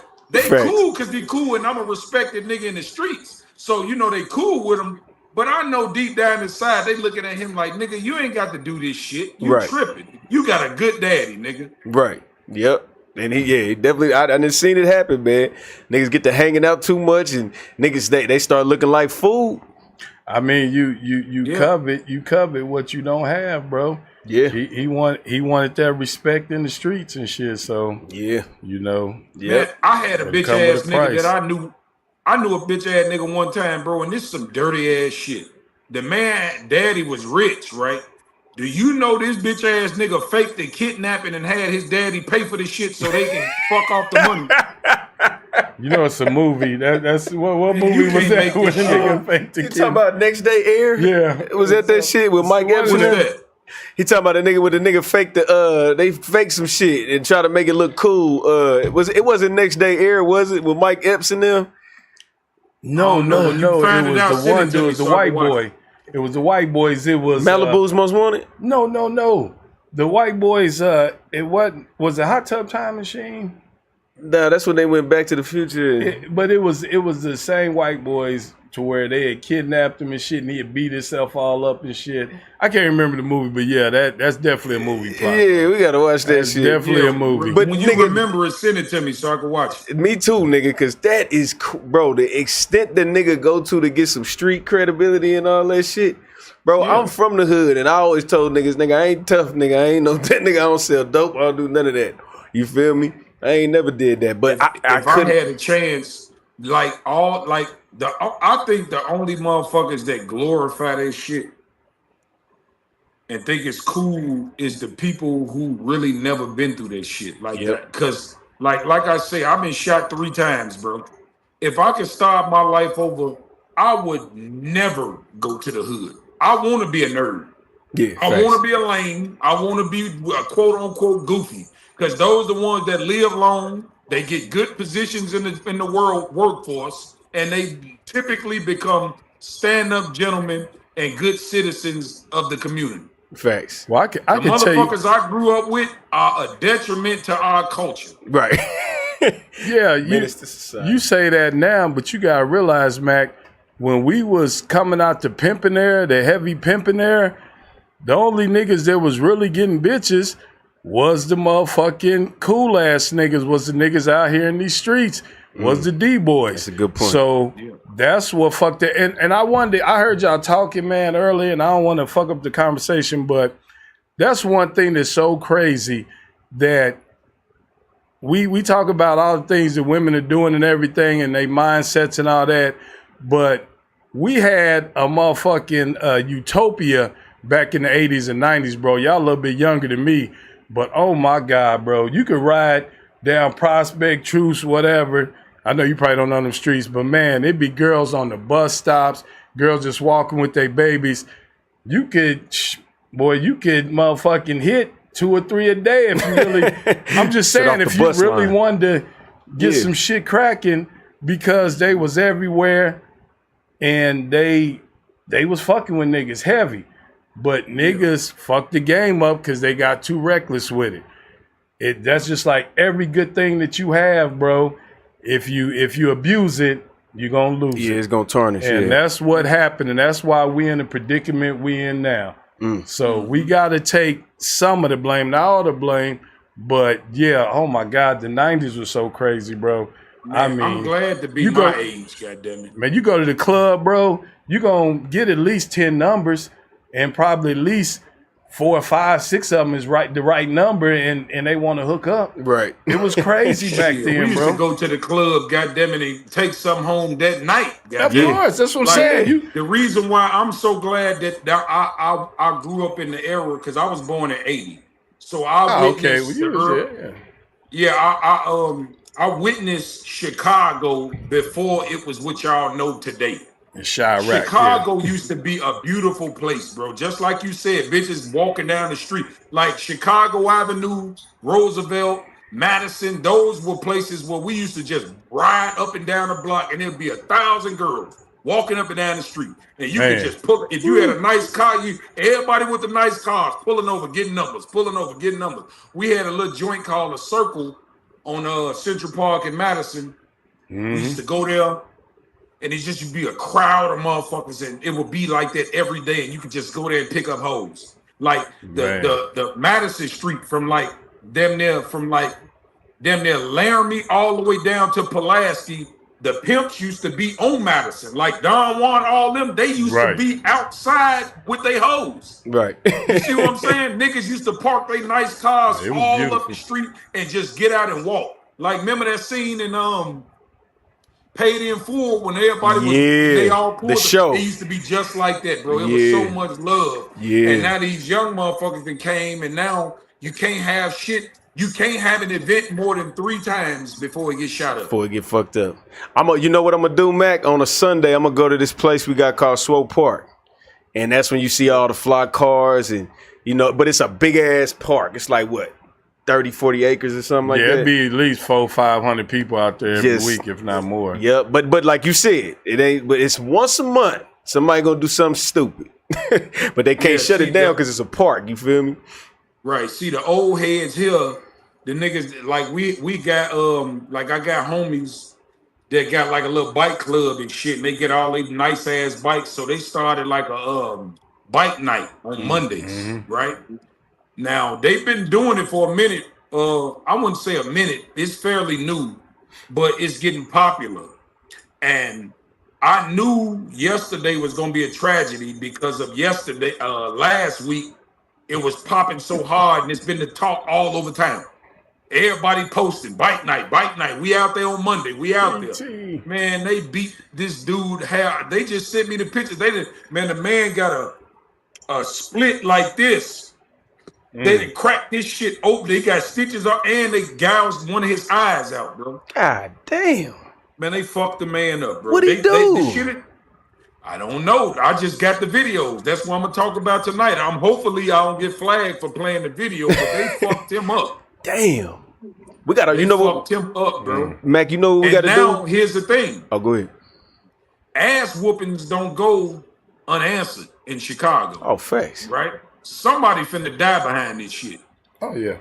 And I'm not finna go back up there where they just sent the flyer out. They canceled it. Next week is canceled already. So I'm not sure if they're gonna pick it back up or not. But dude, they got his shit cracked. Man, niggas don't go for that shit, bro. Somebody finna die. Hell no. You said they spit in this man's ass and drug him naked? Bro, they snapped his clothes off, all types of goof ass shit. Yeah. About to do something else. Yeah, Oh, bro, that nigga, boy, you gonna pay for that shit? Dave, can I hit that? Somebody finna die behind this shit. I'm already knowing. Nigga. Yeah, right. I ain't, boy, look. That shit, I didn't even understand what that shit meant. I seen a nigga get knocked out, and the nigga start pulling his pants down. So he was like, oh, nah, they went too far now. I was like, well, when they knocked his ass out, that wasn't too much. They said, they start pulling that nigga pants down. That's the ultimate disrespect. But shit, knocking a nigga out is getting jumped is disrespectful here. Ain't nobody walking away from this shit no more, bro. Facts. Yeah. I don't even want to be around this shit. That's why I stay my ass out the way. Yeah. I'm gonna get some of this YouTube money. You hear me? OG. Look, Mac. That's why I ain't been over here in a long time. You know why? Because I found niggas like y'all. Y'all keep me active. I got my bro on Saturday. I got you on Monday. Then I do my little content shit. And then I done got 300 podcasts. I can clip them bitches up for the next 5 years. I ain't got to do shit. Right. You feel me? I stay active. The internet is a new wave, bro. Yeah, thanks. Yeah. All right, my manager just pulled up. Hey, see, I don't come outside a lot. So when I pop up, people just pop up on a nigga. You hear me? This is my manager. She my entertainment manager. This Perry T. That's my brother Mac Morrow from Smile, I see you. Thank you. Nice to meet you. Hell yeah. I don't look like my profile picture right now. I got my baby. It's cool. You catfishing, that's crazy. I ain't catfishing. I usually be put together when I be on the mic. He do. This nigga always be crispy. I'm like, this is the Steve. He's not looking bad or anything. He still look good. Hey, see, y'all about to turn this into more shit. Hey, because I would still shoot my shot. I would still shoot it. Okay. Nice Shot Podcast. We live, man. Yeah, you hear me? It's BLE, boy. You never know who might pull up in this motherfucker. Bro, it is. Hey, I'm telling you. I'm gonna pull up on y'all ass, man. I'm gonna holler at my traveling buddy, my homeboy, man. We gonna come on out there, man. Hell yeah, bro. Yeah. Come on, dog. Yeah, we got DJ Luke Nasty gonna be here in the building this weekend for our boy Tut's birthday and shit. You know who DJ Luke Nasty is? Doing 80 no, and the 60. I'm gonna definitely find out. Hell yeah, he got some hits. I don't know. He the song that doing 80 and the 60 F a ticket because I ain't had that pussy in a minute. Yeah. I get the feeling that you might be. Yeah. That's a song?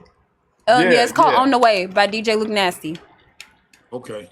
Yeah, I'll play it for you later, big bro. But yeah, so black people, it's your fault. My bad. I don't want to. We just played a little clip. Hold on. I'm going to play the clip for them real quick, Mac. It's short. Okay.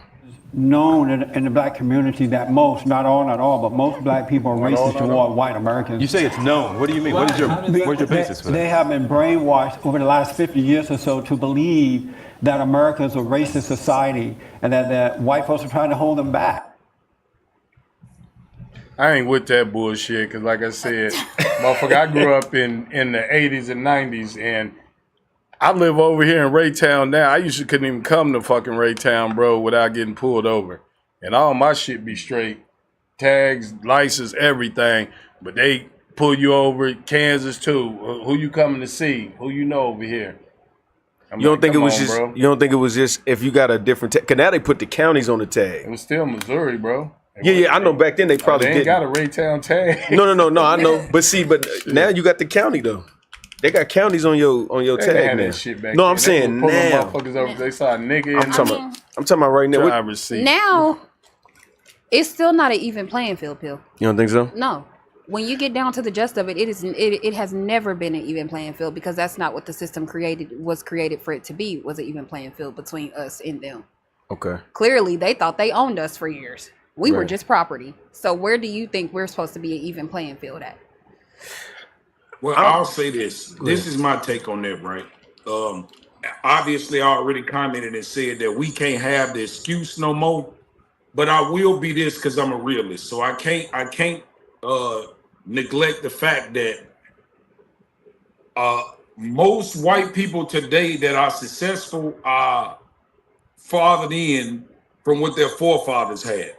Now, this is the only thing I can say that held us back in this one regard.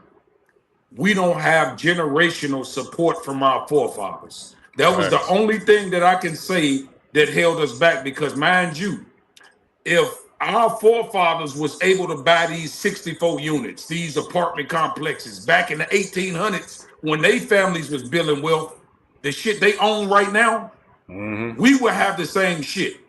So that's the only thing that as far as opportunity goes now, we have the opportunity to build that for our future. It's too bad that we were casualties of that situation where we had to start from scratch and not like necessarily like the white people, like most white people our age that's successful, inherited some shit. Which was inherited. Right. So they had a head start on us. Right. So that's one thing I can say. They had a head start on us. But as far as us saying, well, the white man holding me back today that's a fallacy. Because we all have the equal opportunities right now to do the same things. What generation are we in right now that is like, is this the first generation to set the trend of generational wealth, or is it the second? Is it the third? I think that I mean, the boom came it could have been built in the 60s and 70s by our fathers. Okay. Because I don't know too much about before that, but I know when I was a child, my daddy owned our building. So there were black men that owned property back then. Okay. You know what I'm saying? So I'm thinking maybe prior to his generation was the generation that really didn't have a say-so. Okay. Yeah, I was to say 80s, 90s, yeah, they let us start getting those factory jobs, start working at the post office and start working for these big Fortune 500 companies. Yeah, that all was ushered in like the 80s and early 90s. Even the 70s. I'll say even the 70s. 70s, okay. Yeah, because you could work at the post office as a black man and make you a decent living. They had opportunity in the 70s. But my thing is, I'm not saying that we have an excuse for not being prosperous in life today. By no means. I'm not saying that. What I'm saying is that it still ain't a completely, I think that's what Perry's saying, it still ain't a completely even, no advantages type system set up. But now that I think about that, and as I'm sitting here thinking about that, I'm agreeing with him. There's no way it's still not an even playing field, but however, it's up to us in this generation, like for my generation, to make it so that my kids have an even playing field when I go to have it. So it's just a matter of breaking those generational curses. Facts. Which generation gonna break them? And on top of that, you can't blame white people for being racist. Like if my people own the whole fucking world, why wouldn't I make sure my people eat? The problem is with black people, when we make it, we don't think us, we think me. Yeah. Yeah. I agree with that. There's plenty of black people in this world right now. Like, here's the thing, right? And I'm gonna refer to Umar Johnson. I don't give a fuck if he's a phony nigga, if he fake, if he fucks white hoes. I don't give a fuck what he do. The man is trying to do something good for black people, which is open a school. He only needed $2 million. Nigga, we have so many rich black people that can put on 10,000 a piece and get this man $2 million. We don't want to help each other. And Kanye West, I want to speak on this phony motherfucker right fast, right? I fuck with his music. I fuck with Kanye as a person. But when he spew out this so-called woke shit, I have a problem with it. Because if you're so woke, why haven't you created systems for black people? You got the income to do this. So if you're so woke and you're going against the Jews, why you have a bank? Stop financing black folks. If you want to get back at the Jews, empower your people. But you know why he don't? Because as soon as well, that too, but as soon as he spoke up about the Jewish people, what happened to him? He about to lose every motherfucking thing. Because see, them is the one that's papering. Yeah, he knew that though. He knew that, and there was a risk that he was willing to take for himself, not for us. Of course not. Yeah. You see what I'm saying? But that's what I'm saying. Where's the risk? And I'm just strictly speaking. Now I don't give a damn what Jay-Z, Young Thug, none of them. I don't care what they doing. I'm specifically speaking on the black people that say they woke. Facts. If you're woke, do some woke shit. Stop talking. Right. And I'm just saying, it's like, Kanye, you want to go against the whole Jewish community. If you want to make them mad, open up a bank. Because there are, we can't say, because a lot of people like to say, oh, well, you can't empower black people. They like to throw the PPP shit at us. See what happened? They gave us money and we went shopping. Yeah, they gave that money to a bunch of criminals. What the fuck you think? No, for real. Okay, they gave the money to people who didn't have shit going on. So what you think they gonna do? Give those same PPP loans to the black people that actually have business mind and business sense. The ones who are actually doing something already that just need a kickstart and they, just need a little power push. Give that money to them people. Right. And let them build the black society. See, the PPP shit was all forged paperwork, so nothing but criminals got that shit. Yeah, the underwriters made all the money on that PPP shit because they knew they wouldn't be the motherfuckers going to jail or end up in court. So whatever fee they got from writing that PP loan, them the motherfuckers that made all the money. Oh, they got consignment for that shit? Yeah, of course. Yeah, hell yeah. Hell yeah. And you only need about... in the bank, any loan that you help initiate, get, and it finalizes, you get a piece of that. That's why they was making commercials and everything, for the PPP loan, because they got a commission for doing that paperwork. Damn. Did I hear they're coming out Everybody with gets a check. Around to those PPP loans? I might try for We need to look at Hey boy, we need a PP. We can put we didn't do it right the first time. How many P's do we need? We got 3 P's here, 3 P's, 3 P's. We got dime P loan over here. We need it. God damn it, we can start some shit. We didn't do it right the first time. But yeah, but I actually have a license, so I'm. Oh yeah. That, I mean, if they did have a round of that and they told you like in the next 2 months to get your shit together, nigga, we all gonna have EINs, LLCs, all that shit. Yeah, I got it. You feel me? But we gotta actually put that shit in motion. You feel me? We got to. I mean, here's the thing, right? So, what was it? 2022. Because I throw a birthday party in a different state every year, right? This particular year, I threw it in Vegas. That was the year that everybody smashed on the PPPs. Was it 2021? It might have been 2021 or 2022. Yeah, it was around that time. Right here. Nevertheless, I had got a 6-bedroom house with a pool and shit. I had security, free food, free liquor, all that shit, right? I had 5 people staying with me. And mind you, I threw a party there. So everybody from Chicago flew out. When I tell you, no exaggeration, right? I counted every motherfucker in there. It was over $3 million in that goddamn house. Damn. Out of everybody that was in there that got PPP loans, I have never been in, and all these niggas had that money in their motherfucking pocket. Oh wow! Right? So I'm sitting here, everybody, the hoes in the pool, everybody drinking, having a good time, and I'm just sitting there counting. I'm like, if we put $2,000 a piece from all us in here, we can buy a complex. Shit, you can't get niggas together to do nothing positive. When I told them I was throwing a party, everybody booked their flight like that. When I tell a motherfucker, let's put something in a pot and start a business, you hear chirping sounds. They be like, you know, I mean, I got my kids this week. But the underlying issue is a trust issue, and that goes back in the time, though, why black folks don't trust each other. To me, it's a trust issue because I feel like they always feel like, you know, at least with the dealings I have, a lot of times it'll be like, well, who's in charge of this shit? Who getting the credit for it? Yeah. You know, who gonna take the fall? Yeah. You know, it's always the underlying issues to where white folks, they just be like, hey, great idea, let's do it. Let's get the paperwork going. No questions asked. No questions asked. But black folks been traumatized for so many years that they question every fucking, every fucking letter. And they have a problem with structure. Yeah. Go ahead. Yeah. But people's intentions don't be pure. Facts. So you get into these investment opportunities, and the first thing that they're going to do is get ready to scam you out of $2,000-$3,000 that you didn't have to begin with. Right. Yeah. Well, see, people have a problem with structure also. Like he said, a motherfucker got a problem with who gonna keep the money, who gonna be in charge, who name going on the LLC, Right. who gonna be, it's always an issue, and black people don't understand.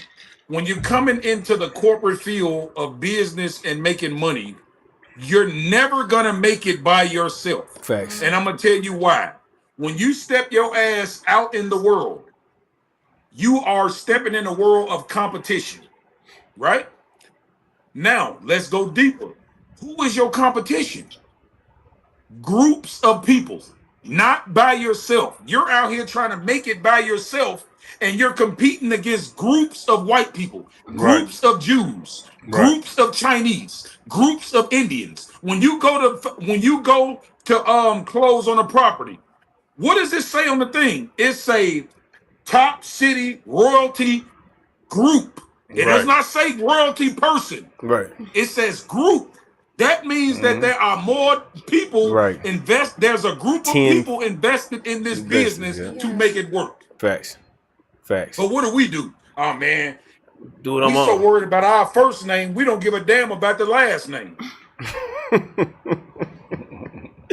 Shit. That's real shit, bro. And I ain't gonna lie, that's one thing about a lot of people I know. They want to do it on their own. I mean, we were trying to build this BLE network fucking 3 years ago. When I first started podding over here, I was telling niggas, fuck this, yo 15 views, yo 10 views, yo 5 views, and put it on your little channel. Put all that shit on one. Nigga, let's make BET.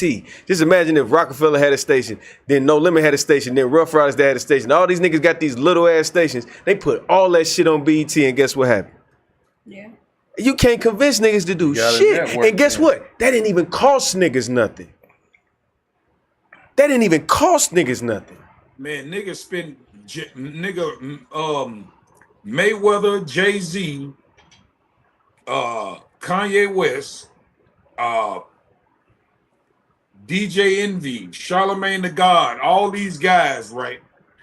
They pay more in taxes than Dr. Umar Johnson is asking for to school. And they won't get his man $1. And they worried about, he phony, he fake, he doing, man, who gives a fuck? Ain't nobody perfect. Right. Like, you're not gonna find one motherfucker that's perfect. Right. Focus on his purpose rather than what the fuck he doing when he ain't on camera. Facts. But the only because all you motherfuckers believed in Dr. Martin Luther King, and apparently he was a hoe behind closed doors. And this motherfucker's in our history books. He's fucking hoes. But Mac, the only thing I'll say to push back on that is that if you trying to do such a noble cause and you trying to help the kids and their futures and all that, you can't be online doing fuck shit and getting into it with Tariq Nasheed and I seen the videos where he's like, you bitch ass nigga, fuck you, and it just got weird to me. And I'm like, bro, if you really on that mission and you really trying to save lives and make change, bro, you gotta distance yourself from this goofy shit. To me, because I'm older, so I'm looking at your character as well. I'm like, nigga. I was just gonna say, is it one of those things where his character is preceding him?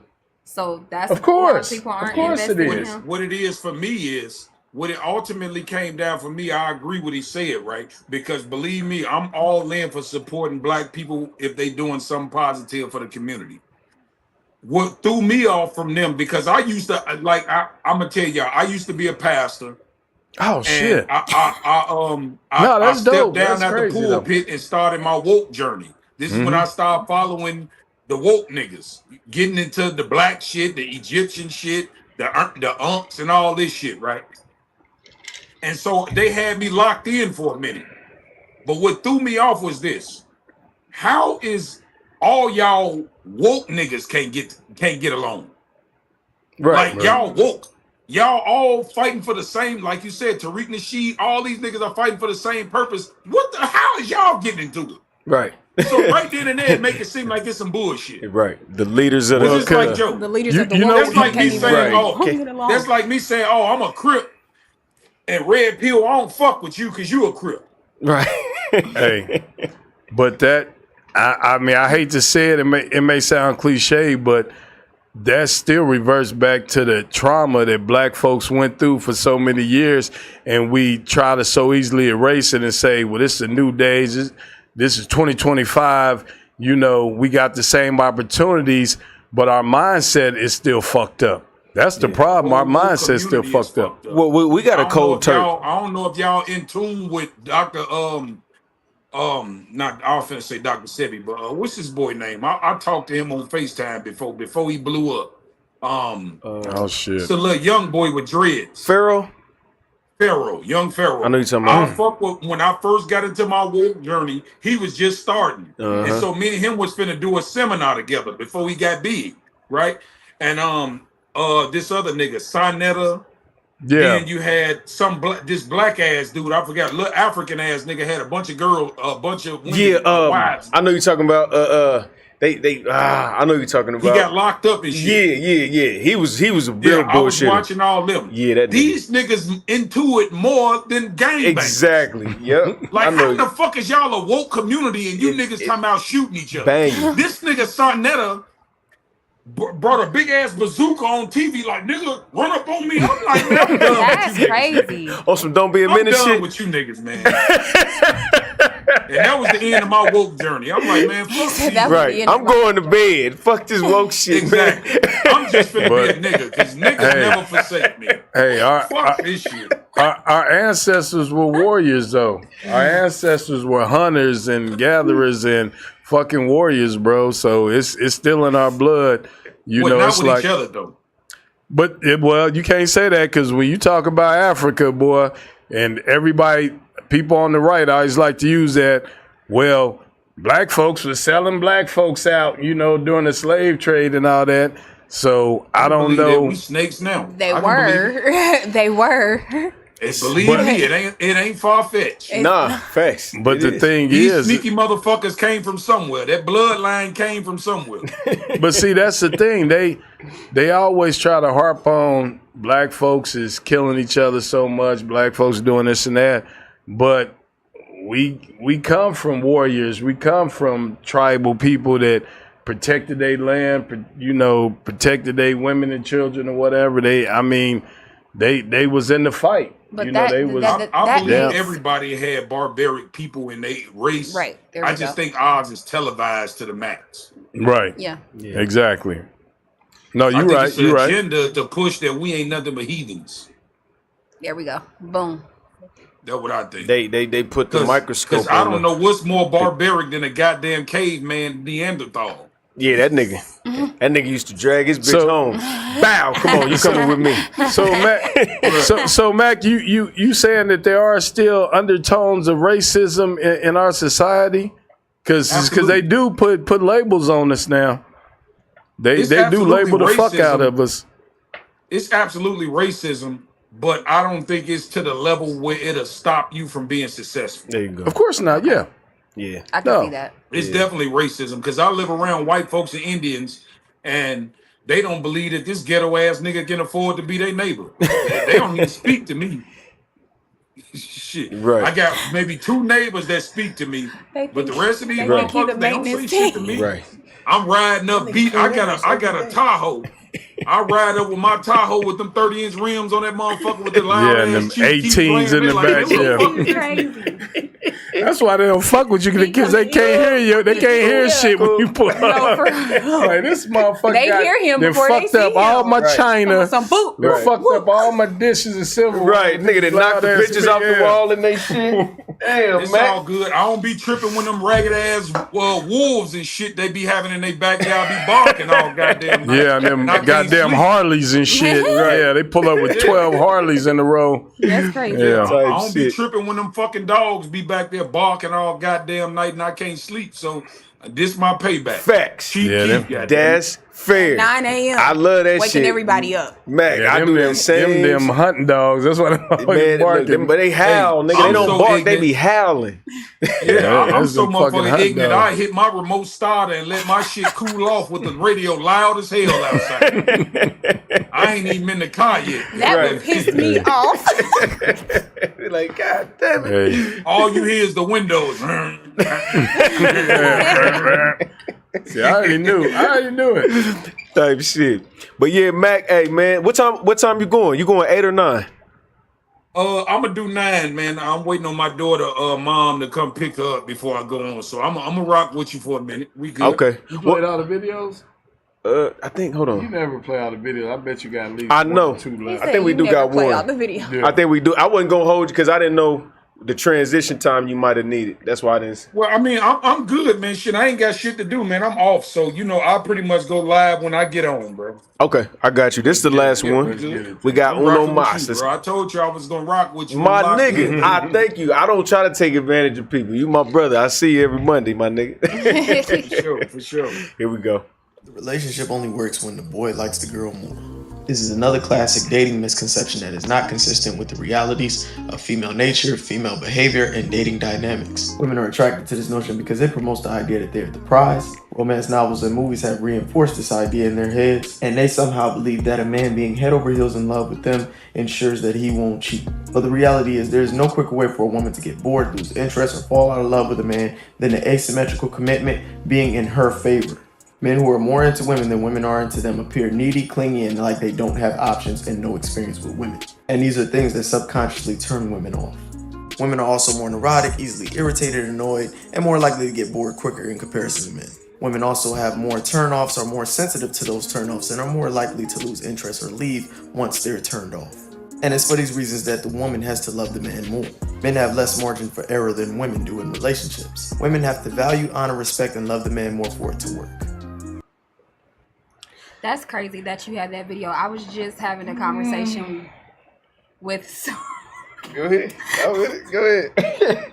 Put it out there, goddammit. I was just having a conversation with someone the other day where I was explaining to him, I don't think I want to like you more than you like me. Because when I like someone, I like hard. When I love someone, I love hard. And I don't want to show my hand and you play me. Right. Girl math. Yeah, and it don't add up. Just like And it ain't normal. adding up. No. I'll say this, right? It's absolutely right that one has to like the other one more. Right. However, the dynamic of it is this. If you're an alpha man, you need a woman to love you more than you love her. If you're a beta man, you're going to wind up loving her more than she loves you. That's the dynamic. But somebody has to love somebody more in order for it to work. Right. It has to. Because one has to have grace. If one doesn't have grace, you're going to have 2 bulls in the house. And it's not going to work. Damn. And as far as the emotional shit, I don't think that you can ever really 100% make a woman happy. And I'm gonna tell you why. We can all agree that women are materialistic beings. They like what they see. That's why they use shingles and shackles and shit to get girls' attentions and bright lights around stores and shit to catch our eye. Right? men are more settled, okay? Men are more content than women, right? And I'll break the men down first before I break the woman down. The average man shows you how loyal he can be. He'll probably eat the same shit every day. He'll take the same route home from work every day. He'll stick with the same barber for 20 years. He'll have the same friends. He'll move the same. He'll act the same. Let's go to a woman. Oh, Lord. Y'all can't keep a hairstyle for more than 1 week. You can't keep your nails for more than 1 week. You can't keep your toes for more than 1 week. You can't keep the same purse for more than 1 month. Every year to 2 years, you want a new car. You pressure your man into getting a new house. You ain't never satisfied for a long period of time with anything. I need something stronger than the water because he Damn. just read me down. Can I say one thing, though? He just read me down. I think sometimes when we having these discussions, these panels, I don't think a lot of people understand how vast the United States is and how big it is. I think we get caught up so much in this inner city shit. And that is characteristics of the inner city woman. But see, I myself, I like a tomboy, you know. I like a tomboy. I like a motherfucker that ain't worried about having their hair done, the latest styles, the latest trends, fashions, and all that shit, you know. So I'm a little bit different in that way because I seek out what I know is going to be applicable to how I am, you know, because if I got with a chick that wanted to be in the Gucci store and the Louis store every week and wanted to be out all the time and want to go on all these girls' trips, we not going to function correctly. We not going to make it. Okay. Because I'm the type of nigga that once I figure out what's going to lead to my peace and happiness and my serenity, that's what I'm sticking with. Okay. I ain't diverting from that. So at the end of the day, you know, if I got to lessen my pool to choose from, I'm going to do that. You know, as far as just being will, though. Yeah, as far as just hooking up, yeah, I open up them floodgates when it comes to hooking up because I don't give a fuck about you anyway. So you can be crazy, you can be narcissistic, whatever. I wouldn't give a fuck because I'm not trying to be with you. But the motherfucker I'm trying to be with, you know, I already know what I want. And see, and that's where a lot of men fuck up is because they'll get so enamored by the pretty face or the badass body and all that lustful shit, and they not thinking beyond that first date or that first time they get some, you know. Well, that's the attitude of a man our age. We didn't have the bad bitches, and we know it's just still Exactly. a dead-end I road. mean, come on. So it's like, okay, I'm okay with me a 5 that look like a 7 when she put on clothes. I'm okay with that. Yeah. I'm okay with me an average treat me like a 12. Here's the Goddamn thing. it. The thing about it is most women don't know their average or below. They don't know that, and it's cool. It's not a bad thing. It's just they overrate themselves. Your market rating is how you look without all that shit on. That's really your rating. When you take the hair off, the nails, when you ain't bathed yet, you ain't put no body butter on, none of that shit. You raw, you are raw. That's your rating. Look at yourself in the mirror and see how you look without all that shit on. You're a 4. You're a 5. Honestly. Hey. Okay? And like I say, it's not a bad thing because men are not that picky. But what happens is when you're young, you got that fire, it's the internet, you think, oh, I gotta have me a bad bitch. When you get our age, you done had so many of them and it's still the same shit. And you start noticing that. I remember I had this bitch a couple years ago that wasn't that pretty, but she was cool than a motherfucker. Cool. I can be with her. Yeah. We could talk, we could chill. She don't beg. She rub my back. She don't wear all that fake shit. She was actually cool, and I left her for this so-called bad bitch for a headache. Yeah. So when you get our age, you be like, you know what? Yeah, babe, like he said, yeah, you bad, but I just want to hit and I'm gonna keep it moving. I ain't trying to keep you, baby. I'm going, cause look, I'm in Chicago. Y'all where y'all at? Look at your average everyday life. Who do you see with wives? Average women. I mean, with husbands. You don't see bad bitches with husbands. You see the average woman that may be overweight, the secretary at the school, the lunch lady at the school, the principal, the fat ass bus driver. She has a husband. Because she got humility. Yeah. Yeah, she's humble. She got them young too. But see, and that's where the dating scene that got so fucked up in these inner cities, because now the 4 or 5s thinking they bad bitches. So we really lost as a community now, because now motherfucker that's 250 pounds and shit, nappy hair, motherfucking 4, 5 kids. She on the motherfucking internet talking about motherfucking bad bitch season and all that bullshit. So it's like y'all perception is so skewed that I don't even know what to tell a motherfucker no more. But they just like the nigga that used to be popular in high school. That shit over with. Right. Yeah. You can't tell them that, missed your Mac. run, bitch. Yeah. I've been trying to tell them. I've been telling my homegirls that's 30 and up that's still got semi cuteness. Hey, in so many ways, it's so, I don't be like, it's over for you, bitch. But I say, all my homegirls that's 30 and up and y'all still minorly attractive, it's y'all fault. And it's not gonna happen. Chances are, I'm sorry. I'm not gonna tell you that when you play the lottery tomorrow, you're gonna win. Cause I'll be lying to you. Chances are you met your husband 4 times already. It's over. God don't keep lightning don't strike more than twice. Well, Dave, I got 3 years. Got 3 years. I got three good years, Dave. I got 3 good years. I want to add to that though, right? What drops them down when they get older is not only what you said, but the fact that once you have a daughter and she reaches over 21, you are competing with your daughter for the same man. You are.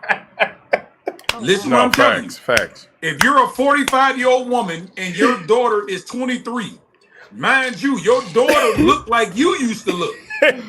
Okay? She bad now. You might be a fine-ass 45-year-old, but you ain't no 23-year-old. Yay. Okay? Now, what happens is this. You're looking as a 45-year-old woman to find a mature, seasoned man that's a provider, protector. If I gotta take care of any bitch, it won't be you. It's gonna be your daughter. Right. If I gotta take care of somebody anyway, why wouldn't I pick my best option? The same thing that women do. Why would you pick this broke ass nigga and you got me in your face? Okay, why would I pick you and I got your daughter in my face? Right. It's the same shit. That's wild. You don't understand never it. thought So of it now, that way. so now you done missed out. You done missed out on your husband, like Red Pill said 4 or 5 times, and now you back on the market at 45, and you out here at the club looking for the niggas that you thought you could get when you was 25. But guess what? Them getting money niggas, they're not looking at your old ass. They like, damn, you see Sheikah daughter that grew up. That little bitch bad. God damn. Damn, Sheikah daughter look good, the motherfucker. Hey, I want her. I'm telling you. So now you in competition. Yeah. So now you and your daughter fighting for the same man, and you wondering why you're not getting the results because you're going to the places looking for the men that don't want your caliber woman. You might be this seasoned woman that got her shit together, got a job, got a career, got a house, got her own car, all that. But mind you, you're looking for a nigga with money. So all that I just said don't mean shit to him. Preach. All that money and your degrees and all, we don't care. We do not care. Say it again. We want that tight stomach. We want that inexperience so we can show you things. We want that little stomach, fat ass, nice attitude. You ain't been tainted because you know why? You're still easy to fall in love because you're not tainted by men and all these badass relationships. Your mama is tainted because she done had 8 failed relationships and now she's carrying them badass spirits on with her.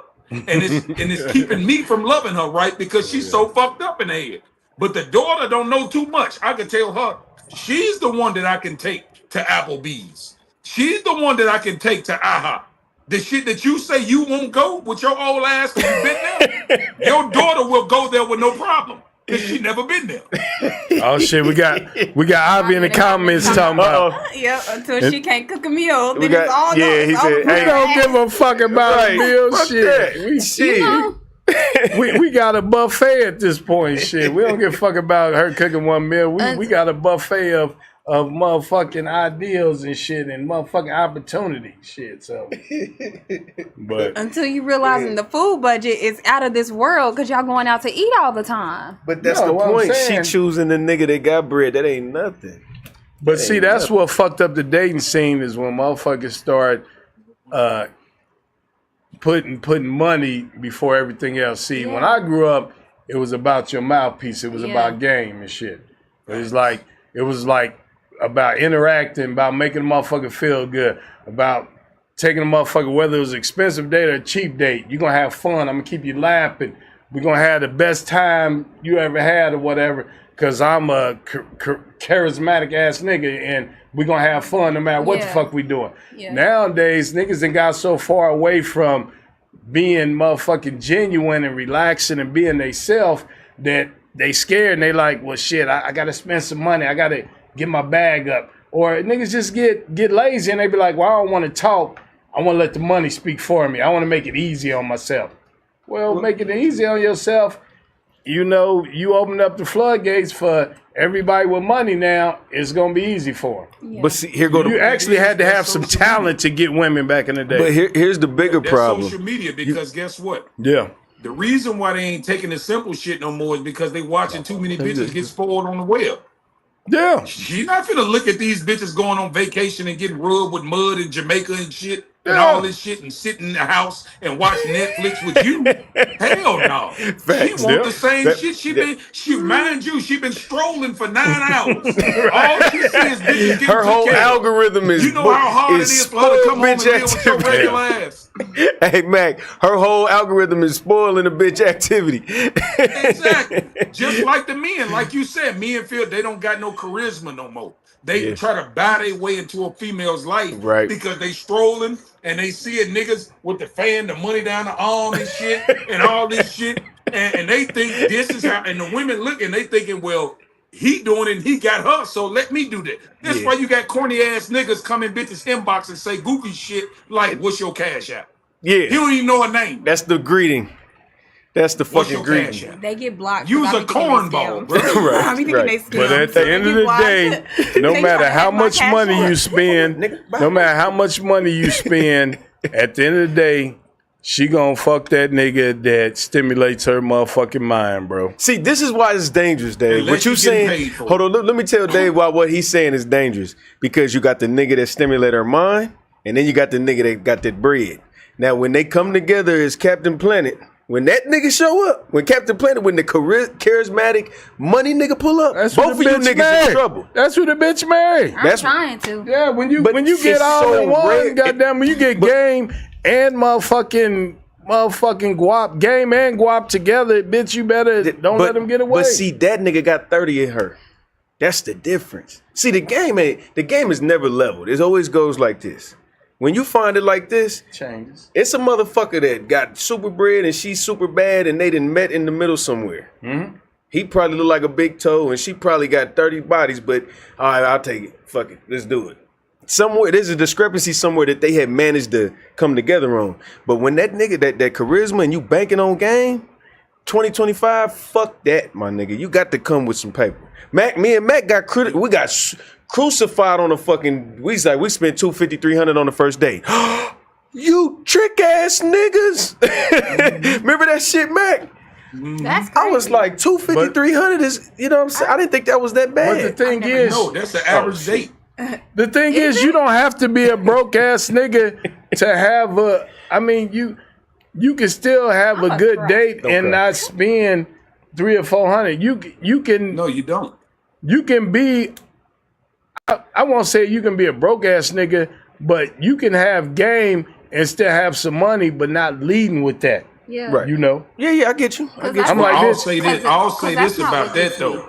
Money makes niggas cornballs a lot of times. Yeah, lazy and make them lazy. Yeah. I'm gonna tell you why. Because being broke creates character.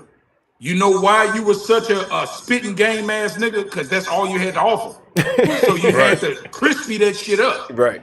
So once you get money for a long period of time and you use the shit going your way, you lose that you lose the character in yourself to you're not fun anymore. You're boring.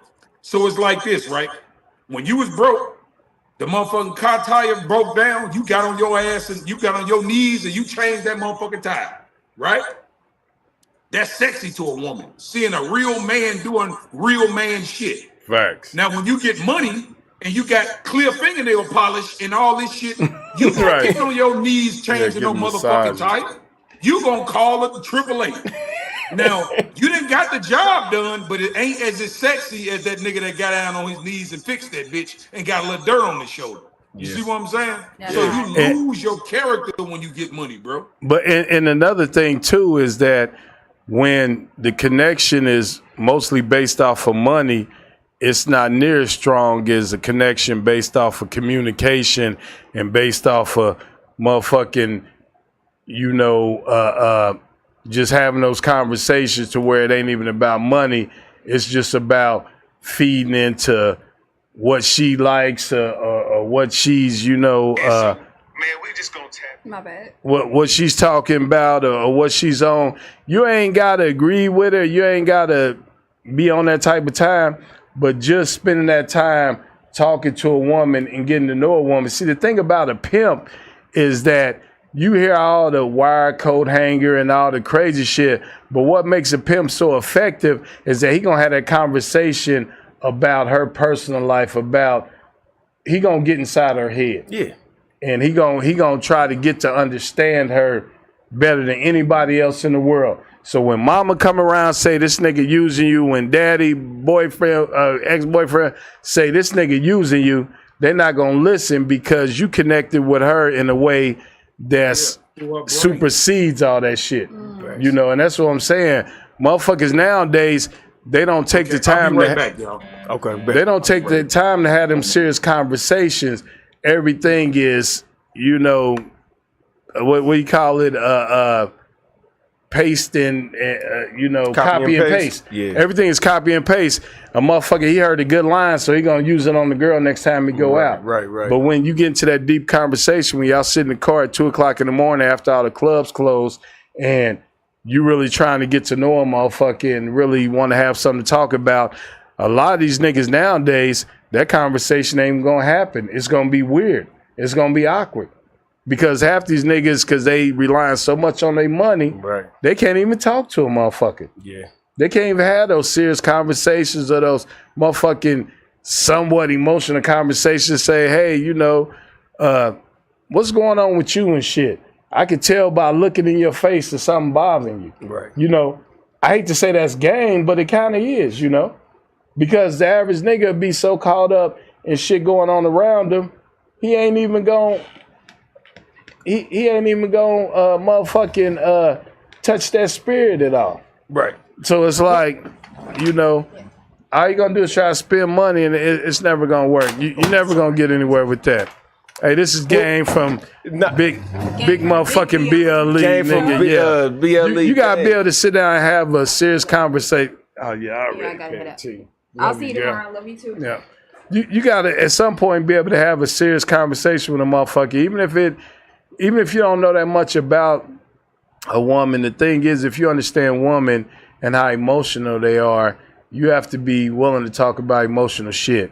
You have to be able to look at a woman's mannerism and tell if something bothering her or what type of, pickup she needs. Facts. Whether you need to compliment her, whether you need to motherfucking give her some words of encouragement, But the thing is, these niggas think that, I work all day, I'm tired or whatever, I'm just getting this bitch some money. I'm just throwing some bread. That's cool, but she going to fucking with the nigga, a fucking nigga behind your back, this motherfucking giving her that real conversation, bro. Right. It don't justify it, but I get what you're saying. And that goes back to you because I understand that you sometimes stand on that platform of, I'm going to take care of the house. I'm going to be the provider. I'm going to give you that shelter and that feeling the strength. But at the same time, you know how fickle women are. You know, so you got to tap in to all the motherfucking boxes. You can't just be a great provider and think that bitch ain't gonna cheat on you. Yeah, she will. Well, I get Straight that. up. But see, this is the thing. Well, most women that I know, when you do all of that shit, like he said, they get bored. You give them too much, you almost gotta like, even if you a perfect nigga, like saying nobody's perfect, but man, if you take care of the bills and come home and wash you dry the dishes, she done wash them, you dry them, and now you going home and you reading to the kids, and you done got her a new car and did all this extra shit, bro. They subconsciously, they vagina starts drying up because it's like they know they run you. It's not, you have to show some type of. You know why? What's up? They do that because this is one thing when I say it, that men we do the same things, right? And we become one track minded. Okay. And then she start getting bored because she knows your routine, right? So there's really nothing you can do to keep a woman from cheating on you because their emotions all over the place. Yep. The only thing I would say, that, and I strongly suggest this, if you are a good man, you're doing everything you said, but you have to show this bitch you still that nigga. You have to. Facts. That's she a fact. has to know that at any point you can get any bitch you want to. That's what keep hoes on their P's and Q's. Facts. Because once you coming home playing with the kids, you're reading, you're paying the bills, you're boring. Yeah. She don't have to compete no more. Exactly. You see what I'm saying? But if you stepping out once a week or you stay fly, most niggas when they get comfortable in the family, they don't get haircuts no more. Yep. They start getting fat and shit. You know, they just lose themselves. Stay on your shit. Facts. Stay attractive and keep this bitch on pins and needles. Facts. Because if you don't, she gonna start thinking like, mind you, she's still strolling. While you getting fat, she looking at niggas that's in the gym online. Yeah, facts. Facts. You see what I'm saying? Yeah. And she like, man, here's a six pack of this. She look over and see your big belly ass. She man, this shit. Fuck I this remember fat when ass. she Right. started remembering when y'all first met when you was in shape. You feel me? You gotta keep her head on the swivel. You gotta put on a motherfucking 2-3 piece suit, nigga, get dipped and drive down the street and park, nigga, and just disappear. You ain't even gotta go out. You just gotta make sure you know what I'm saying? Like Make sure she don't forget that you one of them niggas. Exactly. That's it. That's the cure right there. Be all you can be. Be the best man for your woman. Cause nigga love his wife. He love the shit out of his wife. A lot of niggas go out their way to show her that shit. But she is peeping it, and it's a weakness, bro. Like they born to do that shit, and they gonna compare this nigga's excellence to your deficiency. Well, let me say this: when men get married, we cool. That's the end for us. Yeah. For a woman, that's the beginning. So we on two different playing fields. Men don't understand. We think, okay, I got my wife now. I can stop going out. I ain't got to be looking for hoes no more. Right. I can take that energy and put it into my family. Right. Right. But we don't understand that when you get married, that's a whole nother job. Facts. Ain't no relaxing. You actually got to work harder to keep your wife than you do a fucking girlfriend. Mm-hmm. That's the crazy part. Yep. Because she got leverage. Think that now you tell a bitch, okay, we married now. You got my last name. You can chill the fuck out. Hell no. Nope. The game has just begun, buddy. Because like you said, what you said, when they give us the pussy, they gave up their leverage. When we get married to them, we gave up ours.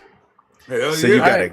I ain't gave up shit, but the problem is that they need to change these motherfucking divorce laws, bro. That's the only reason why women got a leg up.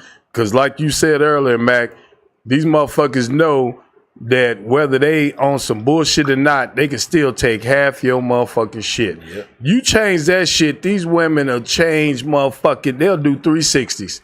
That's what fucks everything up. They get the kids, they get 50%. You change that shit up to where a man can stand on that shit and say, hey, motherfucker, you leave, then good riddance, goddammit. Right. I'ma still be doing the same shit next week that I'm doing now with your funky ass. Right. But the thing is, when you can actually take from a nigga and motherfucking diminish him in a way by taking his kids, taking his money or whatever, That's what evens the playing field. You change that shit, these women are straighten up overnight. Bro. They gonna be straight up. Guess how stressful that is for a nigga that gotta pay for a bitch to go get fucked. Exactly.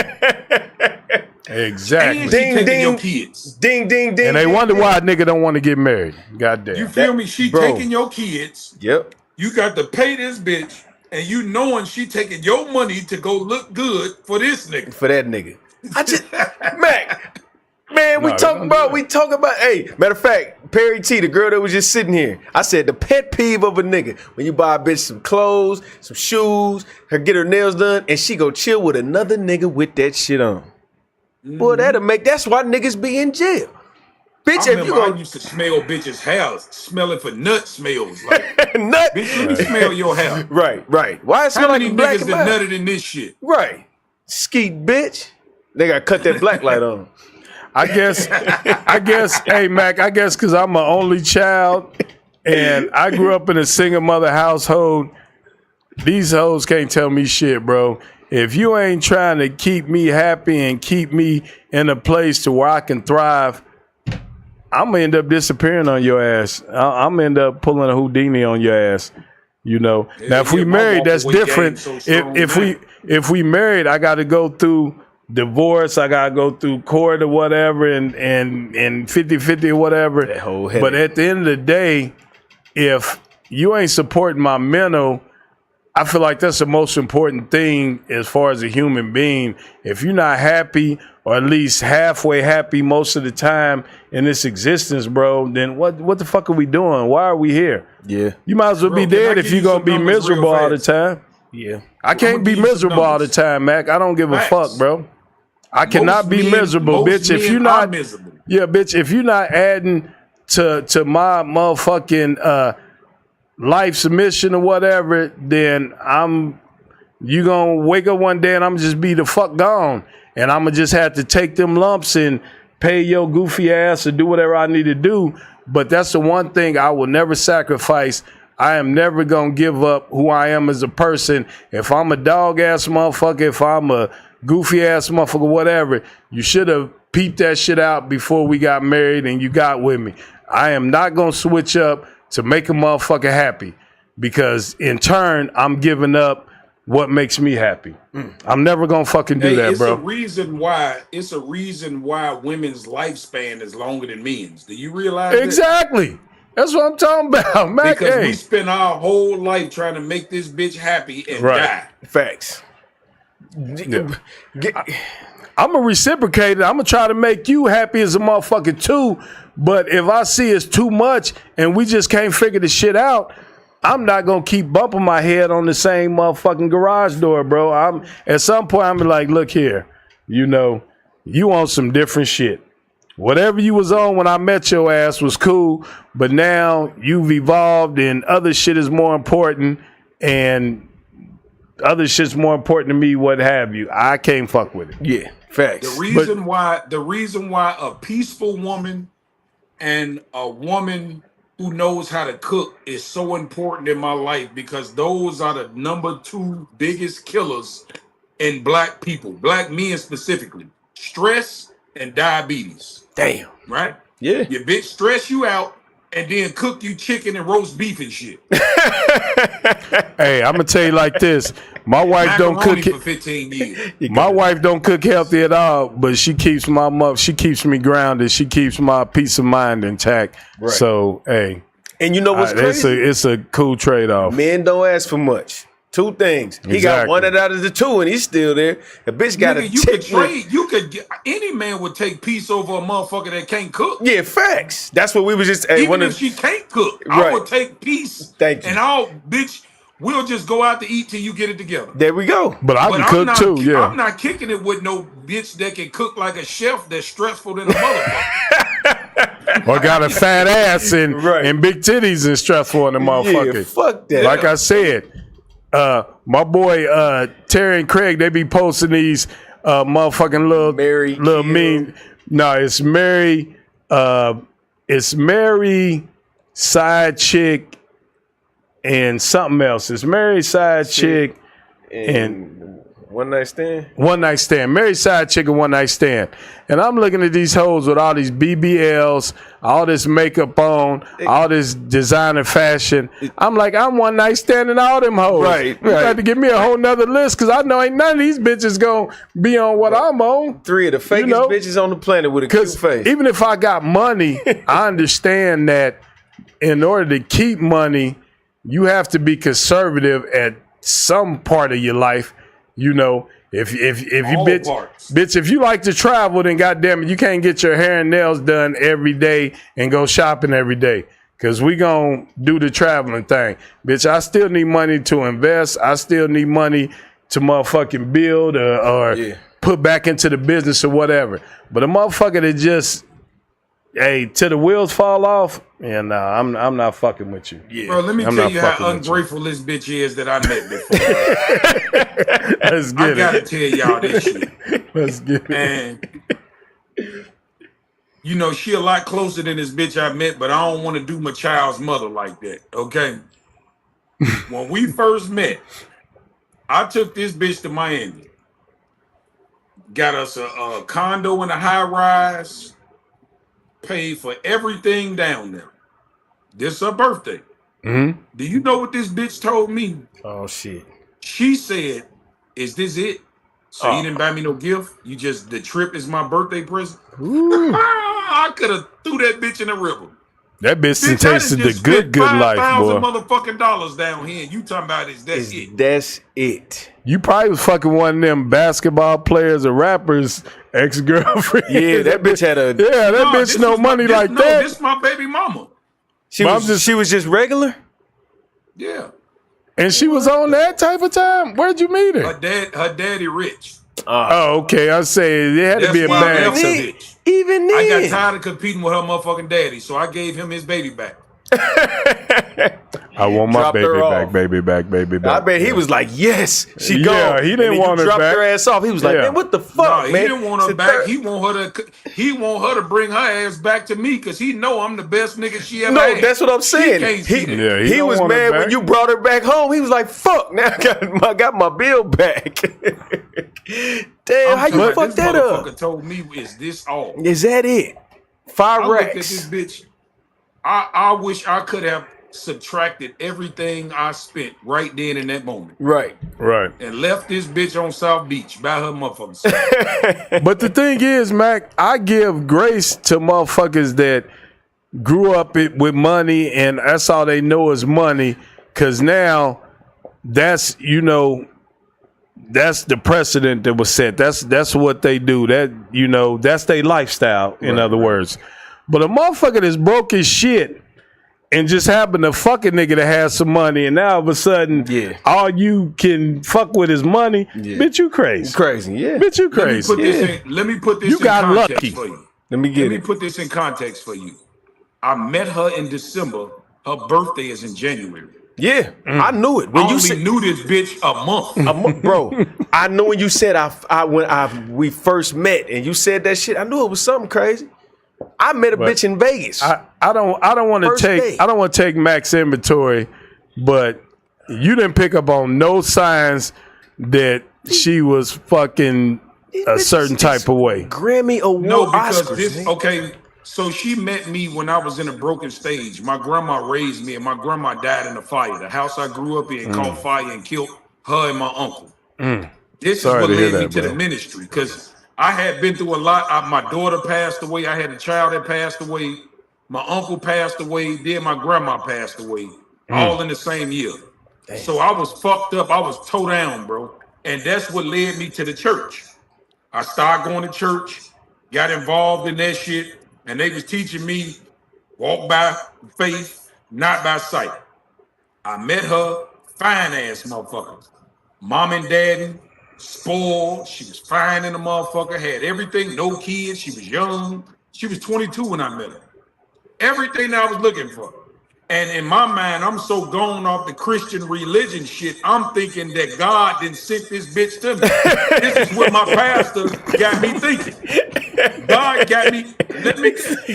Do you know I got engaged to this bitch 3 months after we met? We was ready, boy. We met, I bought because yeah, you was in a broken state, bro. You was in a broken state. I was, and my pastor was telling me, now, mind you, I'm getting deep in the ministry, and they telling me, oh, it ain't good to be in the ministry sitting in the pulpit and you don't have a wife. They call it shacking up. So I got engaged to her to get them off my ass. It was basically blind, peer pressure, and I was broken. So it was a bunch of things that played in the part that I totally looked over all of red flags and had my mind made up that God sent this one to me, this mine. So I'm looking over all the bad shit. All the shit like her parents controlling her life. I didn't see that. I saw it, but didn't see it. To the point where when I got out of the ministry and got into my woke phase, shit started looking clear now. I'm like, bitch, you don't really want me. This some bullshit. Right. I'm like, man, this shit had me tripping, bro. I'm like, you ain't my motherfucking wife. Like, and now she's pregnant. It's too late. Too late. Locked in. So I just got one question though. If you was heavy in the ministry when you met her and you walking by faith, why in the fuck did you take her to Miami, bro?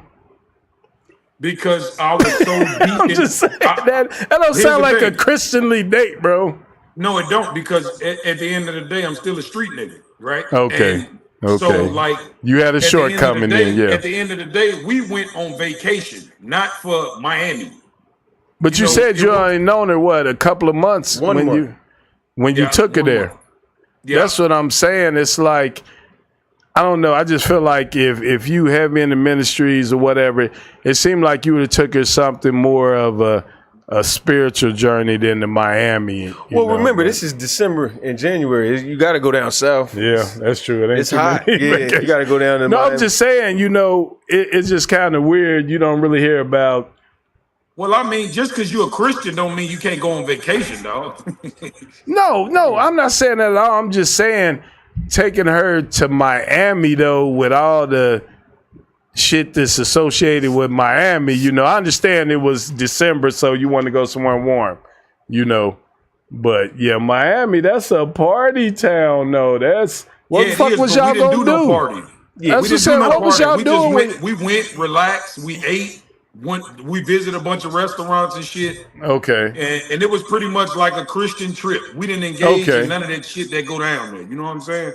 Right. Although we was in the midst of it, obviously you can't miss this shit on Ocean Drive. Can't get right. You can't miss the shit, but she young. I was 33, she was 22. Okay, yeah. So I couldn't expect her to give up her youth years being boring because I'm a pastor. I still want her to enjoy her life. Yeah. So I was like compromising. But see, that explains a lot when you say that age gap, though. 22 and 33, yeah, she's just experiencing the world and want to do certain shit, see certain shit. Okay, so it makes more sense now, yeah. Yeah, I was the first person that she ever lived with. Yeah. I was the first motherfucker that took her out of daddy and them pillow. You should have took her ass to like South Carolina or something, or goddamn Mississippi. That's where you fucked up. But that better get some goddamn nurturing. Change her though. Yeah, but that get some nurture. Eat some of that motherfucking mud pie and shit. Yeah, see, that's where you fucked up. Nah, but don't take it to motherfucking. You ain't do that wrong, man. Don't take it to Sin City, goddamn. You might as well take it to Vegas, goddamn it. Shit. Mac, I didn't bring enough to drink over here. Right? Yeah, and I see that nigga pull that cup up. I said his daughter, he didn't drop his daughter off. His mom her mama just came and got her. I already knew. Free now. I already knew. And I got to drive to the crib because I'm gonna set up at the house because I'm gonna get on your shit. So I'm about to dip. But man, tell everybody, man, bro, this was an amazing episode, bro. You got fans in KC. I already know. I can tell. Already, I can tell by the watch. They gonna be, bro. Watch. But yeah, just let them know where you at, big bro. Hey, Mac, I appreciate it, Mo. The mic was, I had to fix some shit, so the mic was kind of low. Hey, shout out your credentials, your show, and everything you're about to do so we can get some people over there, bro. Okay, I am Mac Maul on Instagram. It's your boy Mac Maul. I got a podcast on YouTube called Not the Shop Podcast. Make sure y'all smash the sub because it don't cost you nothing to push a button. Right. You feel me? I appreciate y'all for having me here. I'm here anytime you need me, bro. You know, I only work on the weekend, so I got plenty of time to fuck with y'all. Gotcha. You know? I do a live panel on Mondays and Tuesdays. I usually do 8 o'clock Eastern time, but you know I had to rock with my boy, so I pushed my show back late today. My rock nigga. with my boy. Appreciate you. We finna go live at 9 o'clock from my panel on my channel. So make sure y'all tune in.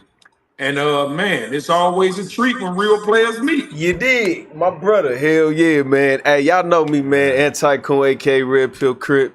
You already know this is the big homie, the engineer, the legend, the nigga with 3-4 trophies over there. Stupid. Best podcast in the city type shit. I'm just happy to be a part of this. Man, make sure y'all tap in. We finna be live. I'm gonna share it right back here on YouTube, yeah, we gonna pin the link in the comments. Where do you live? Yeah, where do you go live from, Mac? When you press live, what all are you streaming from? I'm streaming from YouTube and Facebook. So I got 2 destinations on Facebook. Not the Shop on Facebook and my Facebook page, which is Dusse Davis, DUSSE DAVIS on Facebook, and YouTube from Not the Shop. So I stream both of them at the same time.